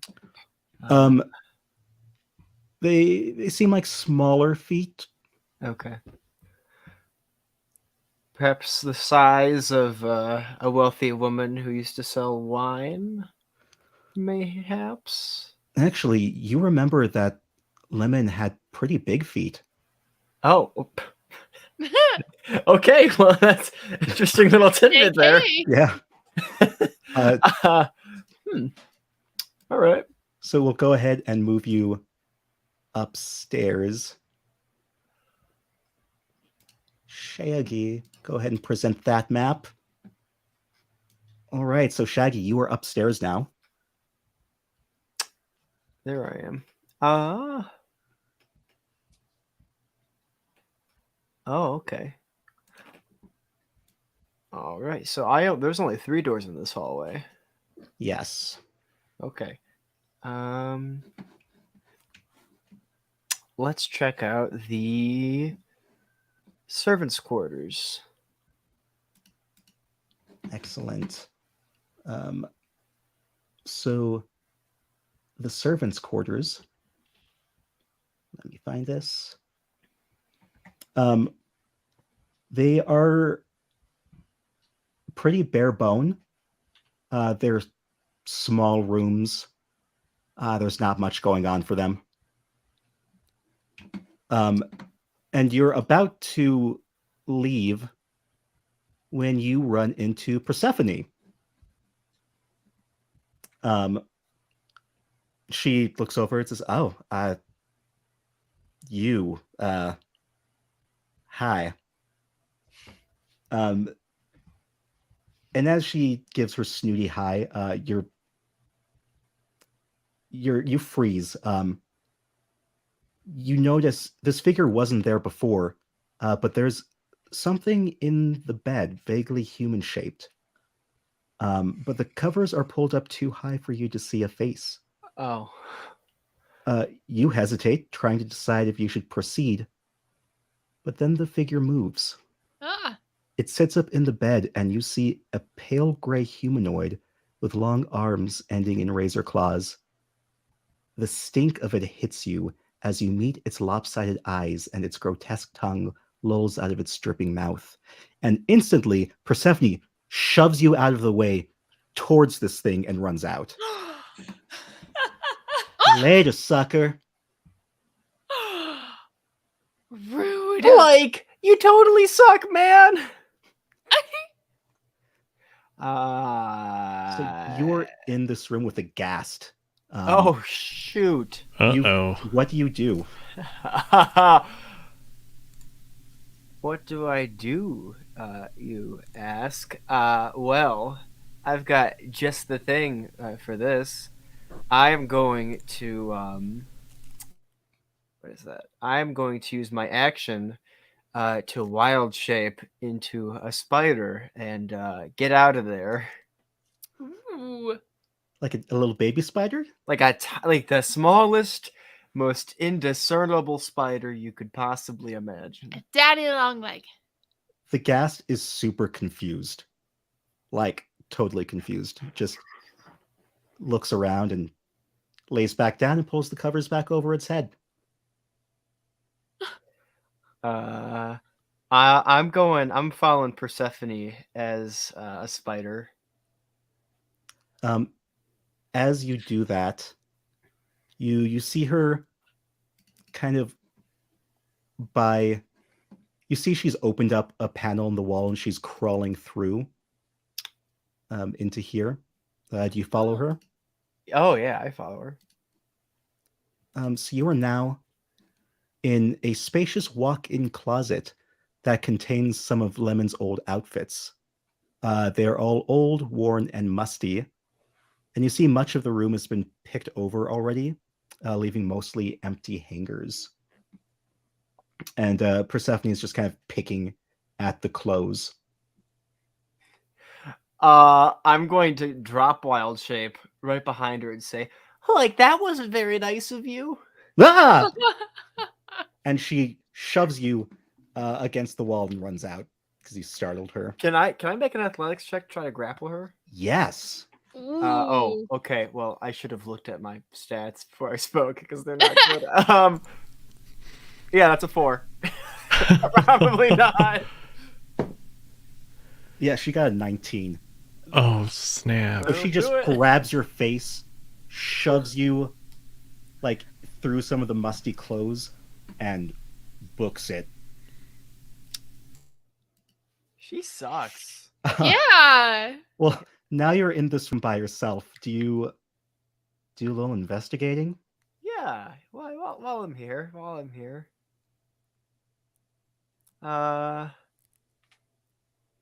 17. What the heck? Wow. Now you're rolling good. I've been rolling good. That athletics and that one natural one are like the 2 rolls that have been under a 12. Like it's been nice. crazy. I don't know what D&D Beyond is doing for me right now, but It thinks it likes you and then it doesn't. So as you get shoved aside, some of the clothes hangers fall on top of you, and you notice that one of the hangers seems to have that green ectoplasm stuff on it. And you, like, staring at it, rubbing it between your fingers, you realize that this is makeup. oh, interesting. Did Persephone have any of it on? You can't be quite sure. Okay. You didn't really get a good look at her. Gotcha. Cool. You hear some whoa coming from the other room. Shaggy's moving towards it. He hasn't been too scared today, so he's booking it today. Yeah, not always the case. This is one of Shaggy's better days, I'd say. But So as you enter the dressing room, Shaggy, you see the ghost of Lemon going whoa, and Persephone's just shrieking, and you see the ghost sink down through the ground. Make a wisdom saving throw for me. that is not something you see every day. Wait, Okay. really? No. Well, maybe Shaggy does. 10. Yeah, you freak out. You either go into the piano room or the master bedroom from there. Shaggy's in classic Shaggy fashion. We'll go into the master bedroom and like zoom under the covers. Yeah, that's kind of Shaggy. Unless there's another horrifying body under the covers, which would be a horrible thing to discover there. But Go ahead and roll luck for me, just a straight d20. oh God, okay. Oh.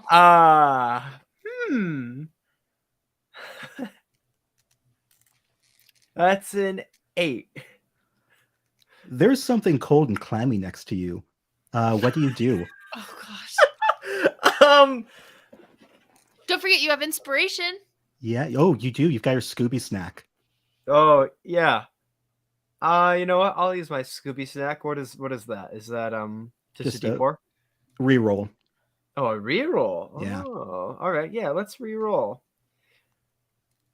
That is a 6. It's a little clammier than it was before.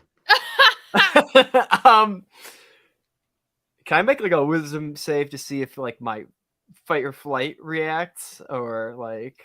Yeah, go ahead. I don't know. Oh my goodness, that's a 24.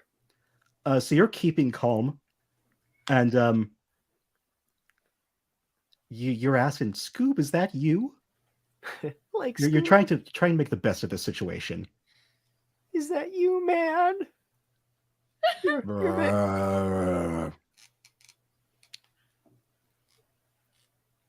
like, Scoob, you're gonna have to speak up, man. I can't really understand you right now.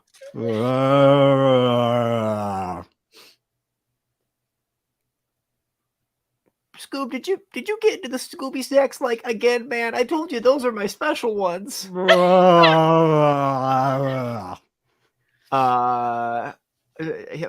gonna cautiously look at whatever this thing is. You see a decaying corpse with its tongue lolling out of its mouth. Again? And as soon as you look at it, it's going to try and reach for you.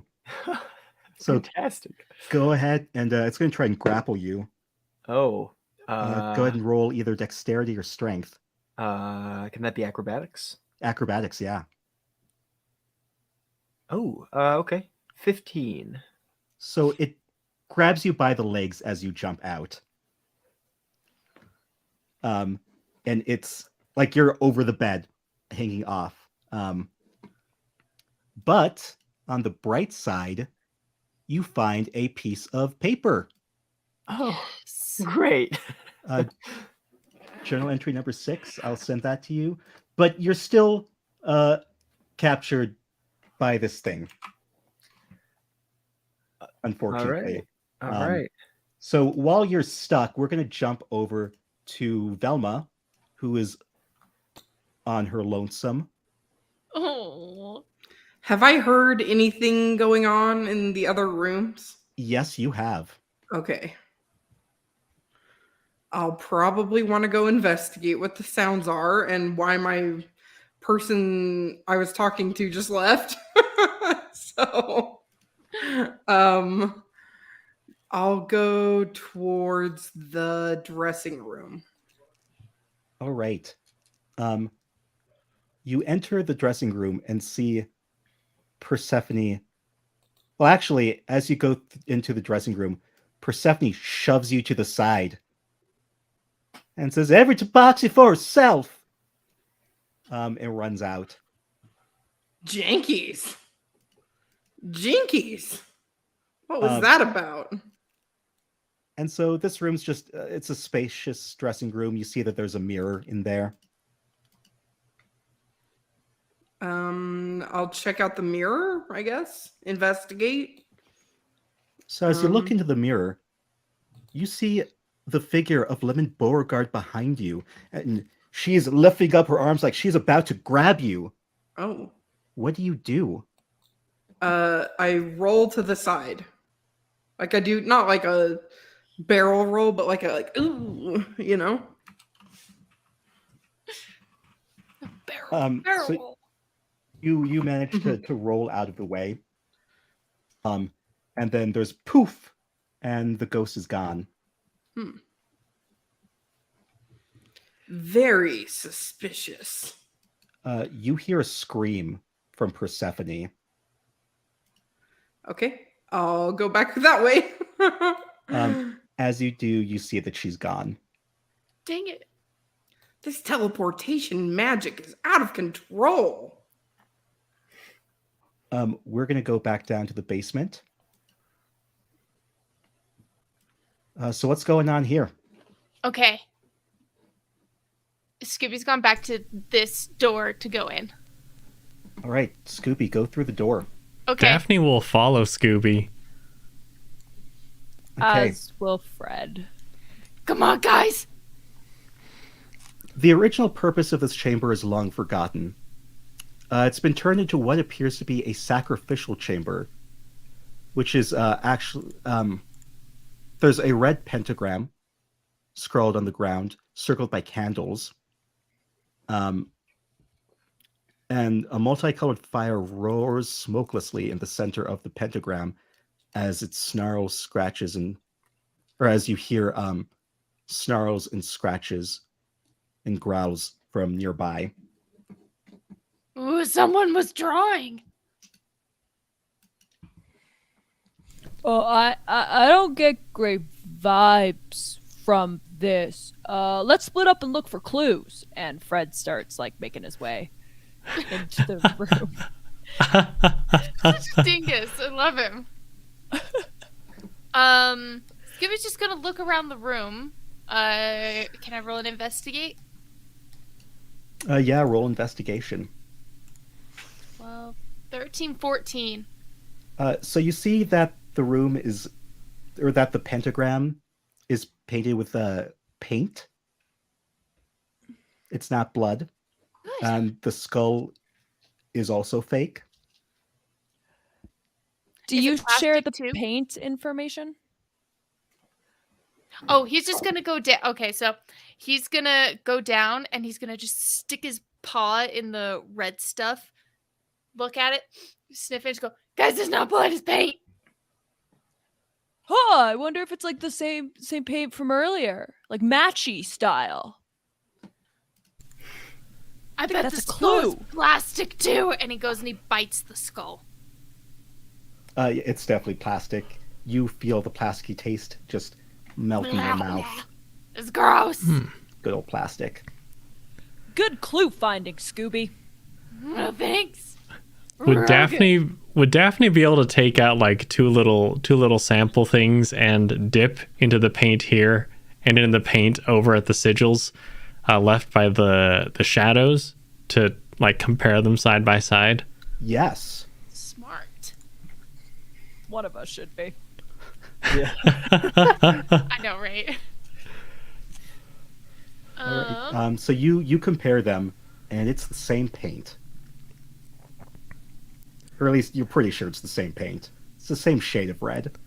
Like a nice crimson. I think it's a little too dark for my lips, but looks like it's the same color. I'm starting to think it's the same person behind all of this. Yeah. I'm gonna look around for more paper that I can't read. So he's gonna look around the room for paper. Okay. We're going to jump back to the second floor real quick. I'm sorry, I'm just obsessed with Daphne's. Yeah. Like, It's just like exasperated, like, yeah, duh. So, you hear a shriek from the other room, and it's Spinel. His deep, manly, very unenthused. Shaggy, you're still grappled by this thing. And then suddenly you're not. Suddenly,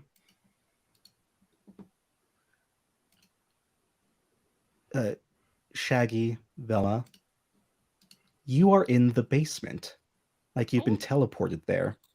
Oh, there you are. Jinkies. Like, holy crap, man, there was a living corpse! It was probably plastic, and he throws the skull at Shaggy. Nuh-uh, it was cold and clammy. Bro. you know, there's other things that are cold and clammy, like fish. Like, you tell me if a fish has gray skin, a lolling tongue, and the will to kill you, and also is looking like a person. Last point might be a problem. There is something fishy about what's going on here, though. Good thinking, Velma. Like, I did There's find fish? another entry in the journal. I'm still hungry. All I've managed to find is a bunch of bupkis and one will. Shaggy, do you read the entry? Yeah. Here we go. This is a long one. So, am I gonna read? Am I gonna read this in the Shaggy voice? Oh no, that is Only Just if you start want. and then taper paragraphs. off. Yeah. All right, Oh no, I'm Like- Team Shaggy voice the whole time. all right. We're gonna see how far I can get. Oh man. Like, it seems my brush with destiny and mystery LLC has started rumors among my family that I'm, like, weak and cowardly.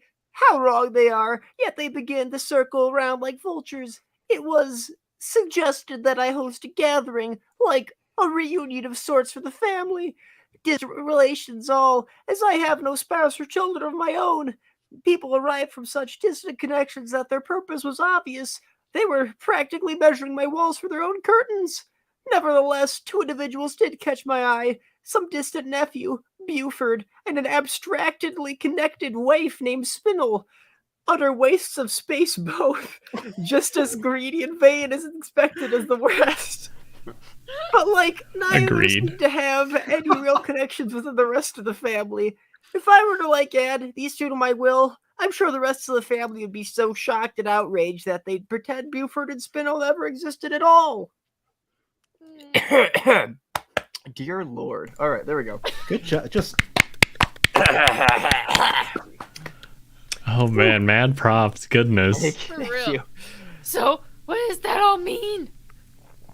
Like, I haven't the foggiest cube. I'm still a little shaken up from the corpse laying in the bed. Scooby's gonna run over and give you a hug. Oh.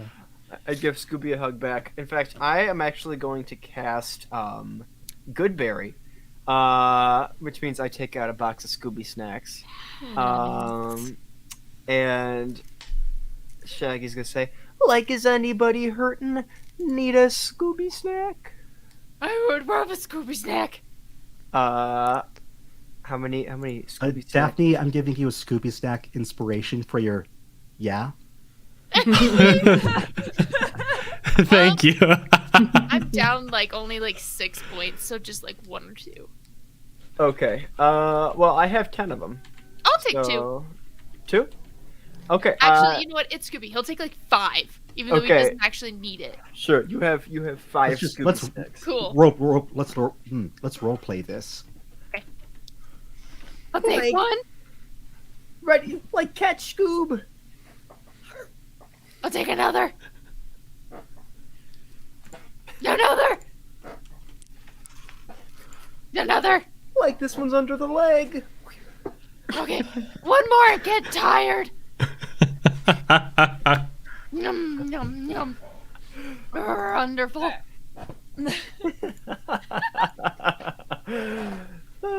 What's everyone else doing during this? I'm gonna cast Detect Magic and see if we're gonna get whisked away again. That's probably a good idea. Excellent. Okay.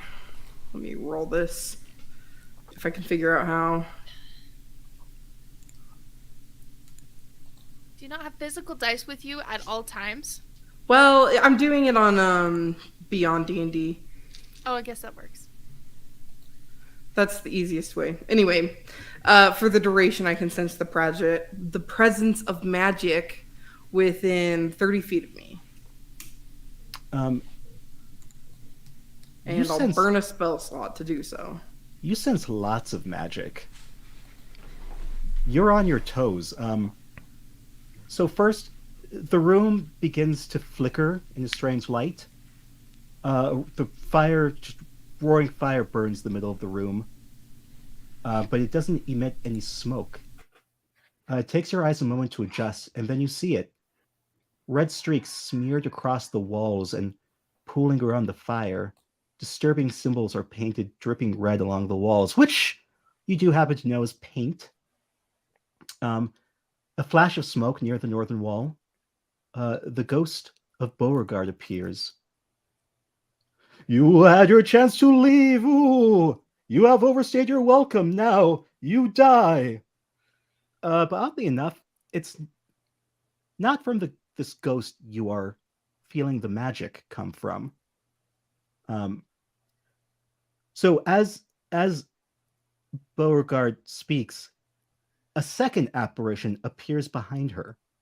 It's another ghost of Lemon Beauregard, and you feel the fear welling up as you glance between your two spectral foes, and it's the second one that is just reeking of magic. Velma. They're twins! That one on the right, I don't know what's going on with the one on the left. Love what you've done with the place, Beauregard. The paint, the blood, the death. What's going on here with the one on the right? It looks real, right, guys? That one looks real. First, I will rend your foot. Wait, what other one? Scooby's gonna grab the skull that he threw at Shaggy and throw it at the other one. Which one? The first one or the second one? The second one? the magical one. All right, go ahead and roll athletics for me. All right. Can we do? I guess it's +2, so it's fine. Oh, so that's 20 Oh shoot! with the +2. Whoa. You throw it, Nice. and it hits the second one in the head, so you know it's solid. And she rubs her head and growls, like it's her kitty growl, and But he growls back. and the first goes, how, but you. He turns around, and the second ghost, takes a deep breath, and she grows larger with a dark arcane fire burning in her eyes. I cannot be stopped now. With your sacrifices, I am immortal. And she plunges her now clawed phantasmal hand into the first ghost's chest. Oh. Ruh-roh. And they let out a pained, surprisingly human, wet squeak as the second ghost pulls the first ghost, cackling, through the wall west. I think we should just leave now. Gang, we gotta go after them. After them. holy shit, guys! It's the Scooby train run. Yes. Yes. I'm putting us all in a line. Yes. Actually, I'm following. So there we go. With like little like sound effect. Yeah, exactly. Yes. So as you move forward, you see a trail of blood leading this way. real blood? Let's investigate. You see a hidden door that's slightly ajar. Oh man, I had a key. Looks like it's open, so we're not even gonna need the key. But I wanted to use He's the a key. freaking genius now. I went through so much for this key. Fred is already running through the door. Sweet. No brains, just vibes. I need a Let's go. t-shirt with that on it. It's like the himbo code. Right? Yeah. Perfect. So this room is made of stone. It clearly has a rougher craftsmanship than the rest of the basement. There's a stone altar emblazoned with carved skulls that's in the center of the room, stained red with what looks like actual blood. On the face of the altar, a white human skull is set within a carved black triangle. A heavy smell of bloody iron permeates the air, and the floor is sticky. You see the very dead, hung up remains of the 3 family members. It's a gruesome sight. I'm gonna save the description. It's nasty. There's a lot of blood. Wait, does that mean Spinel? Yeah, Spinel's really Spinel. dead. No. Spinel's dead.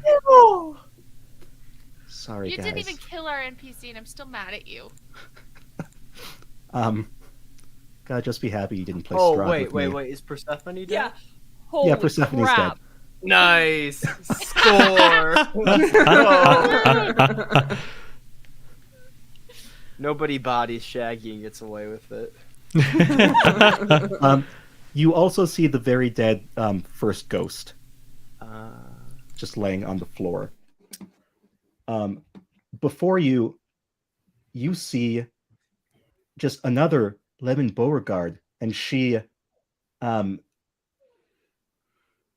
the way she's looking at you, she says, "Now, Mystery Inc., it's time for you to be my final sacrifices, so that I may gain eternal life." Go ahead and roll initiative. You may not have my fur. That's rolling initiative. Fred's kind of, there's a little bit of indignation there. Like, Miss Beauregard, we tried to do a nice thing for you. This is how you... We didn't ask for anything. No, you didn't. But I asked for you to be my sacrifices. Where was that in the contract? Yeah, like, is the million still on the table? It was in the fine print. And yes, it's... If you survive till morning, fine, I guess I won't... No, I'm going to kill you now. In my defense, I can't read. I have your will right here, and it says I get money if I live. You ain't Hey, we gonna live didn't- long, honey. Okay, Then that's all we're right. gonna, like, kick Bring it your on. ass. Fred's like, wait, we don't sign contracts on a handshake basis here at Mystery Inc. Actually, it wasn't a contract, it was my will and testament. Hey, I didn't agree to that. The fine print of my will and testament. I rolled an 8 on initiative. Okay, let me put in everyone's initiative. So, I kind of forgot about that. I'm sorry. all right, Scoob, that's an 8. Yeah. Who's next? We'll go, Shaggy, what's yours? 10. Same vibes. Okay, Same got your Scoops. Daphne. 15. Fred. Also 15. Nice. What? Twinners. And then finally, Velma. I got 17. Ooh, hot dog. Hot dog indeed. Hot dog water. Hot dog water. Ew. It's a character.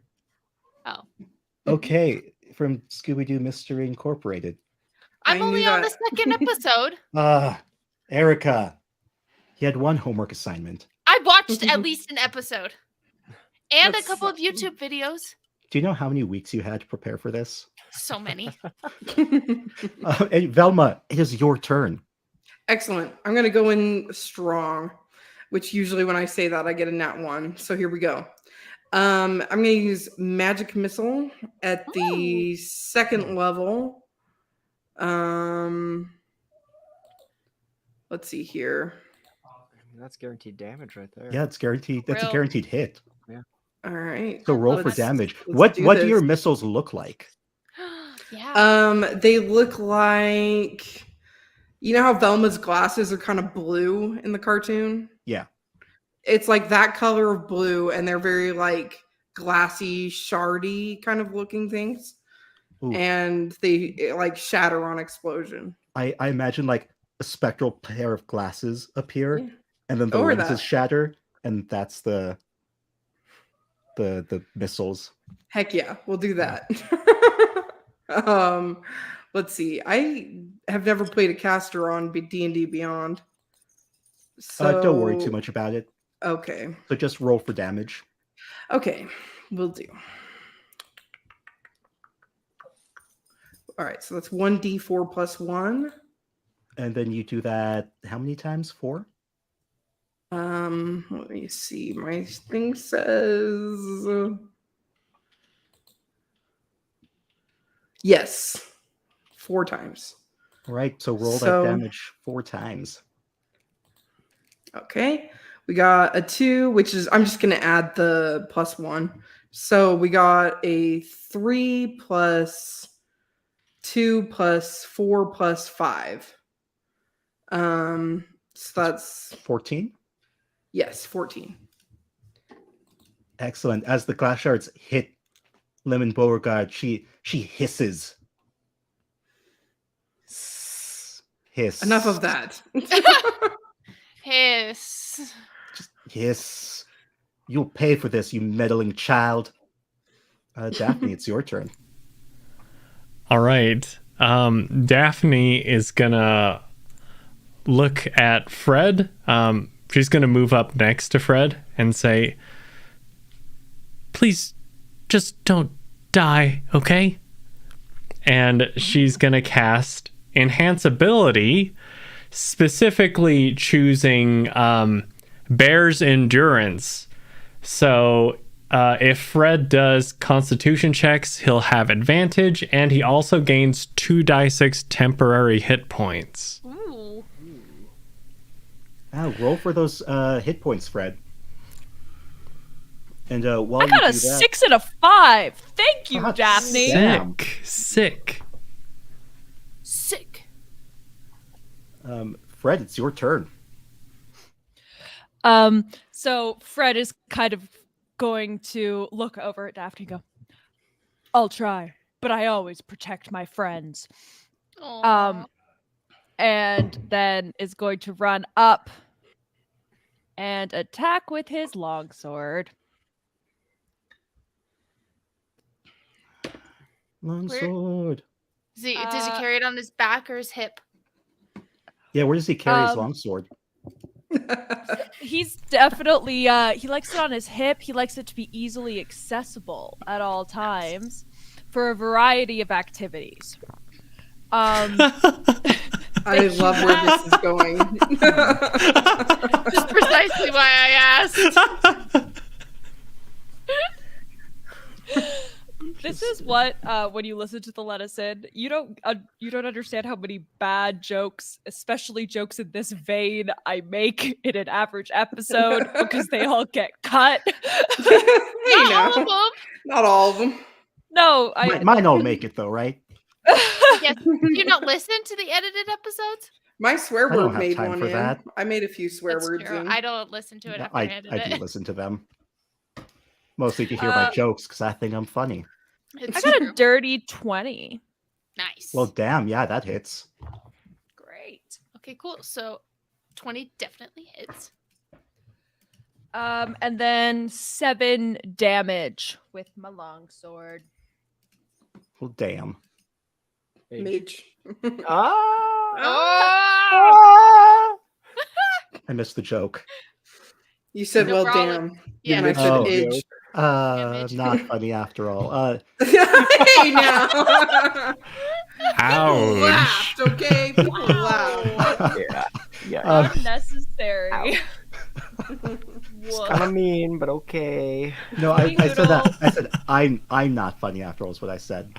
Oh, Not you're not. Whoops. We'll play this back, okay? We'll play it back and you'll see that Somebody I'm clip not funny. this. Yeah. And if the court reporter reads back my remarks, you will see I have not perjured myself. Says the lawyer. Well, anyway, Fred, Lemon points at you and says, "Being feeble, you dumb orc." I don't know what race you chose. I'm a half orc. You damn half orc. And a beam of black energy springs forth from her fingertips. Does it hit you, Fred? No, but she misses. Well, how do you avoid this attack, Fred? So Fred has gone with his longsword, and so he's kind of off to one side. And then when she has the beam of energy, he just leans back. It's kind of like, not so fast. What a swashbuckler.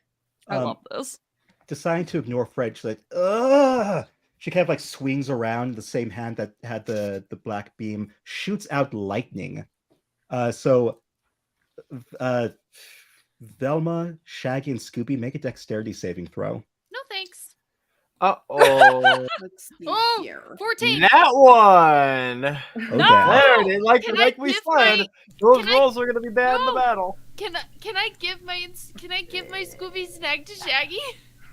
Yes, I'll allow it. Oh, He's nice. gonna hand it to you. Please re-roll that. That's a 14. That was what I rolled. Yes. Nice. I got a Hopefully that says. 13. Ooh. All right, so the three of you. So Velma. Actually, no, sorry, that's Daphne, not Velma. Daphne, roll a dexterity saving throw. Okay. Oh, this is in a line. I see. I Yeah. see. 15. Oh, so you guys Yeah, take half give damage. Shaggy an edible. So you guys each take 6 lightning damage. Well, good thing you healed those hit points for me. Yeah. Oh, not a. Oh, Spinell isn't here. Why is he? Well, he is, but well. Shaggy, it's your turn. Yeah, you know what I'm gonna do? I'm gonna cast is our ghostly friend wearing anything metal? Probably. Like a necklace would be Yeah, really necklace. cool. Yeah. All right, that's what I like to hear. I'm gonna cast heat metal Oh damn. on this necklace that they're wearing. Hopefully, they're not Ooh. resistant to fire damage. But that is immediately they take. I think what is it? So, if a creature is holding or wearing the object and takes damage from it, they just instantly take 2d8 because they're in physical contact with it. But they have to make a Constitution saving throw, or they drop the object if they can. I don't know. Can they drop the necklace? I don't know. Nope, she'd have to guess I tear could- it off. Yeah. Tear it off. So they take. That is. Oh, that was almost so good. Only 5 points of fire damage. But attacks they make are at disadvantage. Ooh. Because they can't take it off. Well, until they take Sick. it off. And then I'm going to use my bonus action to do the Balm of the Summer Court, which is a fun little druid thing I get. And who on my team looks like they're hurting a little bit? I think it's well. Daphne's hurt a little bit. What's your max HP? Mine is 21. Same as mine. Okay, I'm going to do Daphne, just because I haven't healed Daphne yet, and I Good healed idea. Scooby. So Daphne, you get 5 hit points back, and additionally you get 1 temporary hit point. Oh, Thank you, Shaggy. Like, yeah, just take one of these. It'll melt you right out. That's my turn. perfect. Excellent. Up Scooby's next turn? is Scooby. Okay. I am looking at my stuff. He's going to one brain cell it Ooh. and run up with his claws daggers. 11? That does not hit. He's just gonna go as he just like swings and misses. She hisses and like bonks Scooby on the head. Freaking cats! Swats at him. She hisses again. His ears go back.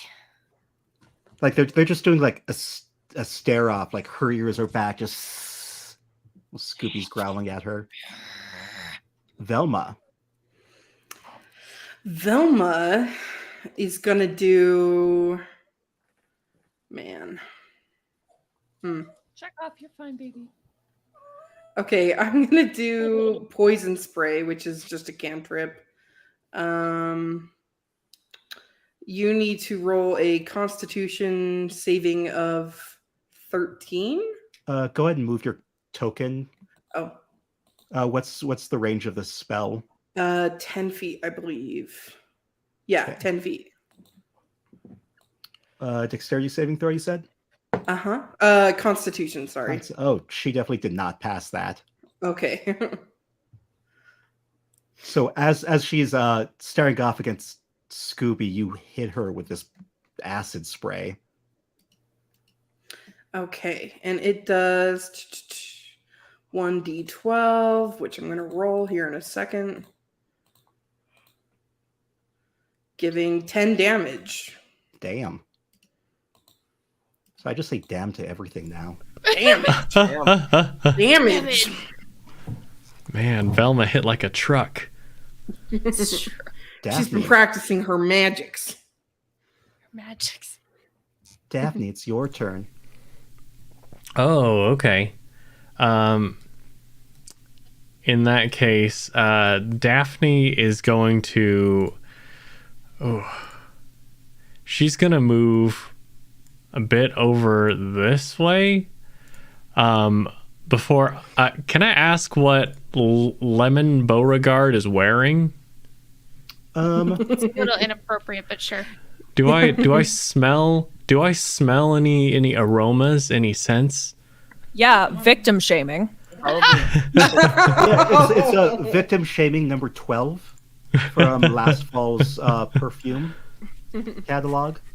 Oh, Estee good. Lauder. Yeah. She's a terrible person. So yeah, she's wearing victim shaming number 12. Oh, snap. Yeah. Okay. In that case, whew, I think it's time to,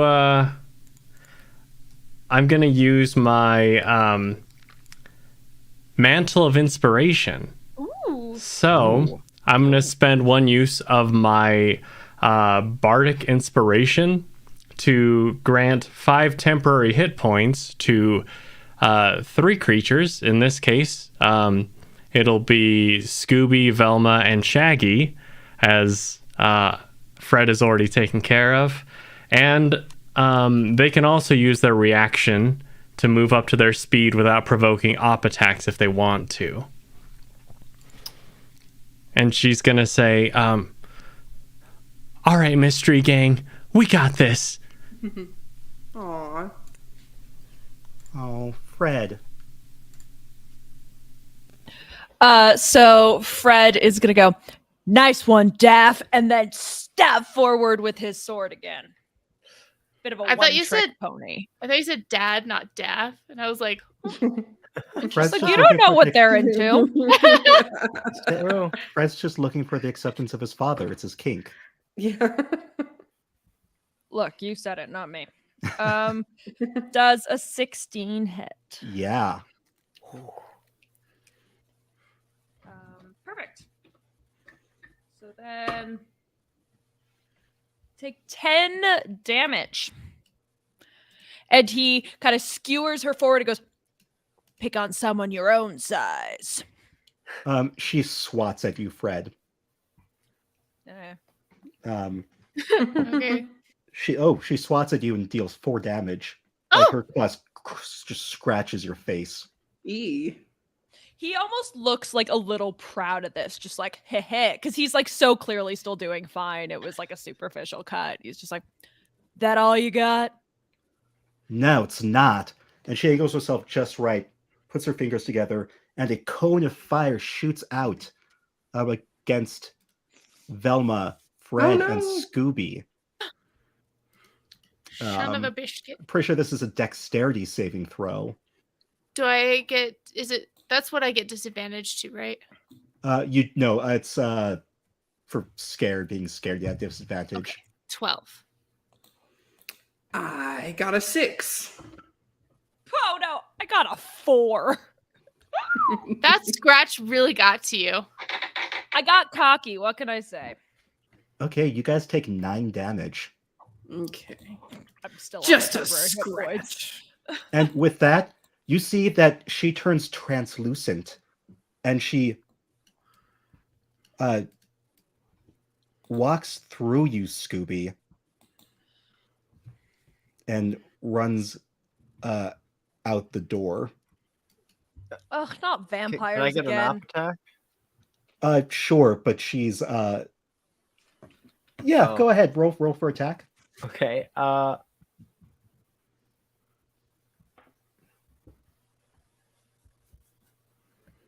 Does a 6 hit? No, so what happens is as you try to, what weapon do you try to attack her with? My bong. So as you look at your bong and try to use it as a makeshift weapon, it goes right through her, Oh, Like zoinks! and you're not sure if you're just super high or Yeah. did it break? it did not break. Oh. Shaggy, Good, it's those your things are turn. expensive. Okay. Well, did she not take off the necklace? It's still on her, but Nice. since she's incorporeal, it won't do any damage to her. Oh. Way to poop on my parade. Okay, that's great. Oh, Uh, God. Okay, what does Shaggy want to do then? Let's Incorporeal. I'm going to cast Fairy Fire. So let's do that in this room here, where she's at. What that essentially does is everything in it glows. I'm gonna say violet light because of the purple haze. And any creature in the area when the spell's cast is also outlined in light if they fail a dexterity saving throw. So it needs to make a dex save. Okay, it's a 16. That'll definitely do it. So it is not outlined in light. Can I use a reaction? I want to cast Silvery Barbs to give it to give her disadvantage on that saving throw. Yeah, go for it. Describe this to me. So I'm picturing that, like, as she's running out, as Shaggy casts those colors, Daphne is going to call out, "You know, those colors look a lot better on you." And you're right. Those colors are so this season for Lemon, because she fails. Oh, She's taking your fashion advice. okay. Sick. So that's a 20-foot cube. So I'm gonna get her at kind of the edge of it so that she can like move through it essentially. And yeah, she said she sheds a dim light, and any attack roll against this creature has advantage. Until like this. What is that? Oh no, it's I can concentrate on this for a minute, but I drop concentration on heat metal. So that's what's going on. You have advantage on attacks against the ghost if you can hit her. So you guys pretty much have this next round to come up with a plan of attack, since you can't hurt her right now. So if you want, you can take a quick break and like gather your heads together and figure something out. I recognize from a character perspective, Fred's supposed to be the one that comes up with the traps, but it's worth noting from a personal perspective, Steph will not be the one who comes up with the traps. What do we do? I can't read. So she's incorporeal. Is she like a gas? Like is it like gaseous fog kind of deal? Roll Arcana for me. Oh boy, okay. Does anyone have good Arcana? Yeah, Velma. I have okay Arcana. So with the 12's good. With a 12, I got a 22. Oh, with a 22, Velma, like Jinkies, you know what's going on. You know, she's like a ghost right now, and she can only keep this up for a few more seconds. And so at the start of her next turn, you'll be able to hit her again. So I shouldn't be telling you this, but you could all hold your turns, technically, until she becomes corporeal again. All right. As tell us what to do. Well, it's all right, just like guys. I never know how to use the whole hold your turn thing. I'm pretty sure this is a way you can use it because you hold it until something specific happens. It's contingency based. So this is So Fred is gonna switch, like pull the crossbow off his back and sheath his sword. It's not time for that yet. And kind of almost like roll into the other room with his like kneeling with his crossbow, aiming for the moment that she turns corporeal again. Nice. So Awesome. Yeah, I'll let you guys take movement. Cool. Oh, Okay. thank you. I assumed. Maybe I've just been playing with you too long that I'm just like, you don't let me get away with this. I mean, like, it's getting late too, but why not?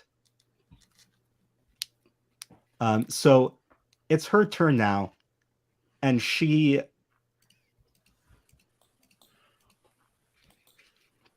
is now corporeal.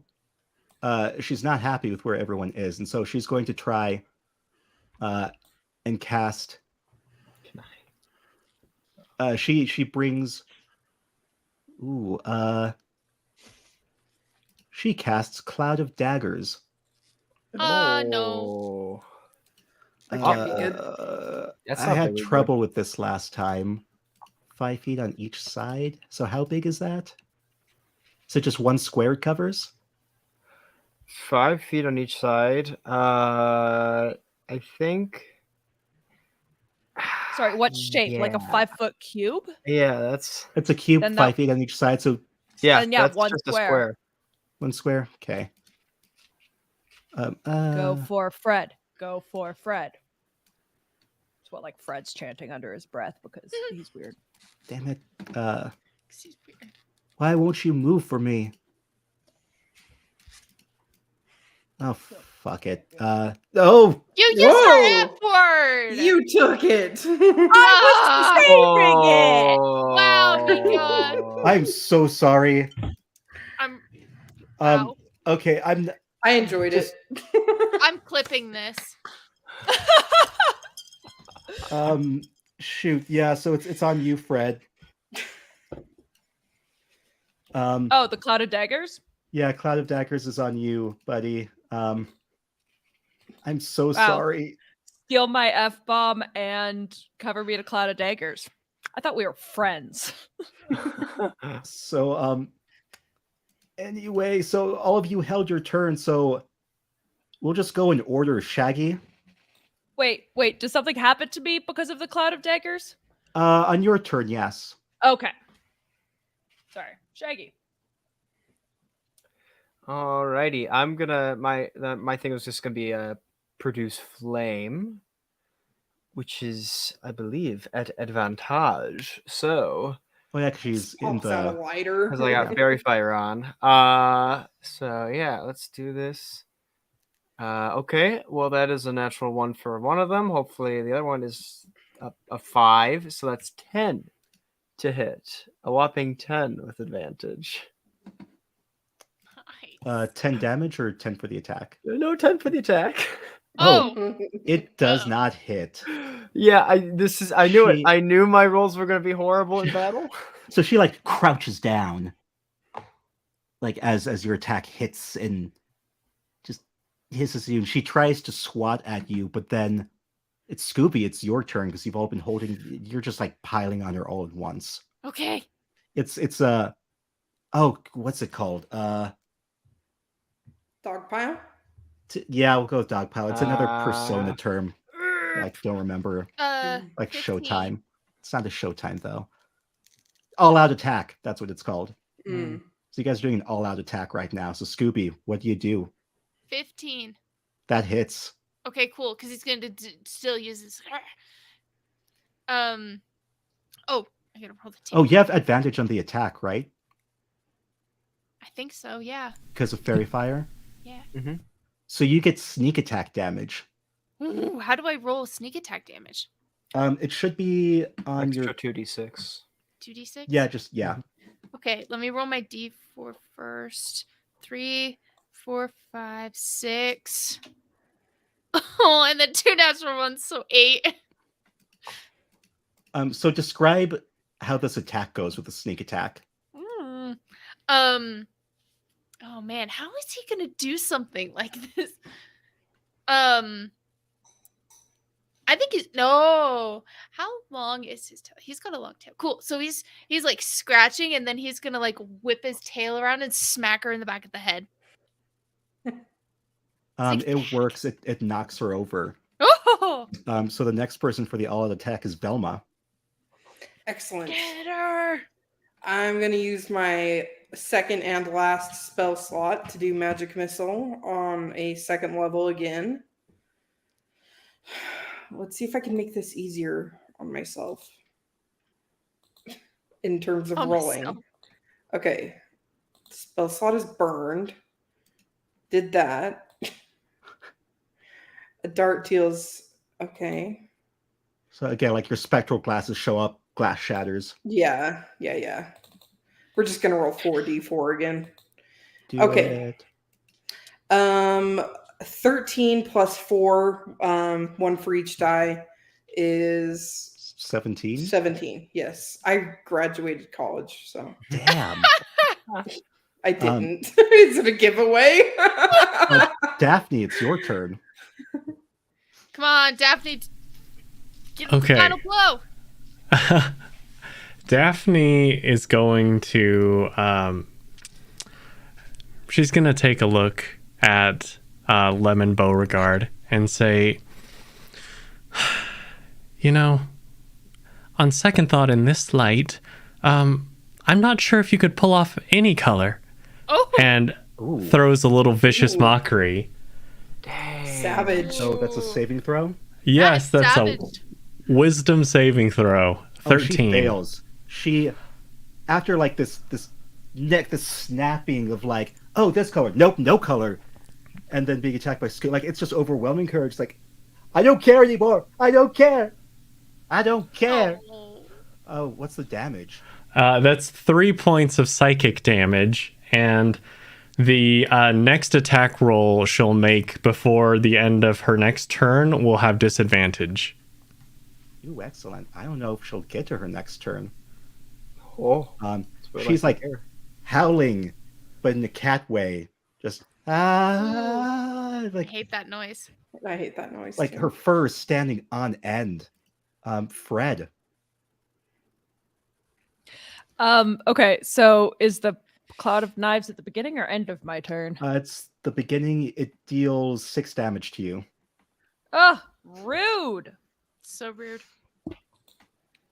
So the turn that I held was with my crossbow, and so I'm gonna start with that, obviously. That I need to equip properly, so give me a second. And you've got There. advantage on the attack. Perfect. Okay. Not that I needed it. I got a 19 the first time. So that's 22. Oh yeah, that hits. Great. And then 4. So 5 damage with my crossbow bolt. And yeah, because can I move anymore given I moved before? Yeah, you can move more. Great. So I have an ability called Action Surge, which allows me to take a second action. So Oh yeah, Steph chose a fighter, so none of you, instead of a warlock, so none of you owe me money. Yeah. I love playing spellcasters, which is why for one shots I like to play things like fighters, because otherwise I'm always going to play a spellcaster because I love spellcasting classes. So what Fred's going to do is move up one more spot in front of Shaggy, and then just like at point blank range, aim the crossbow at her a second Ooh. time. Just be like, that's what you get for turning on my friends. Ooh, I'm just gonna give this to you. Ooh, even better. Nice. Yeah, roll. Epic. In fact, Oh, you know what? So Steph's the only one who knows this. So I got this from Persona 5. But whenever someone rolls a nat 20, I let the person do something called a showtime attack, where they get to partner up with someone else to do something cool for the damage. Playing Persona 5. So I'm going to go ahead and call this a showtime. All of you together, figure out how you take Lemon down once and for all. Well, all Scooby of just you, looks what are your so parts in excited with this? his tail wagging, like. so what Fred's gonna do is Fred is gonna shoot her point blank with the crossbow and then duck immediately. And I feel like Shaggy should like go parkour off of him or something. Oh! I just think that'd be cool. I Yes. love that. And then as you Yeah. do your attack, Scooby's gonna high five you. 100%. Velma's just gonna finally drop her glasses and be like, "Oh shoot, no!"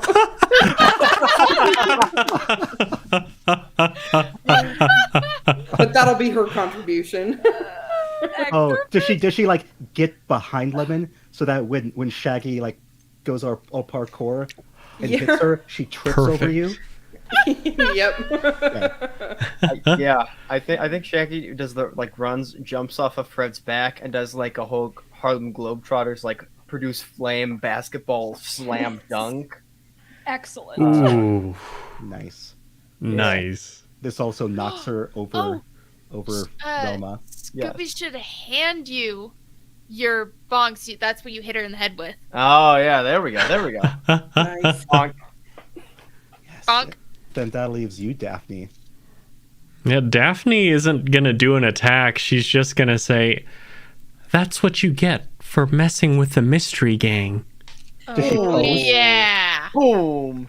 Absolutely. Hands on hips. So as you pose, like explosions in the background. Mystery Inc.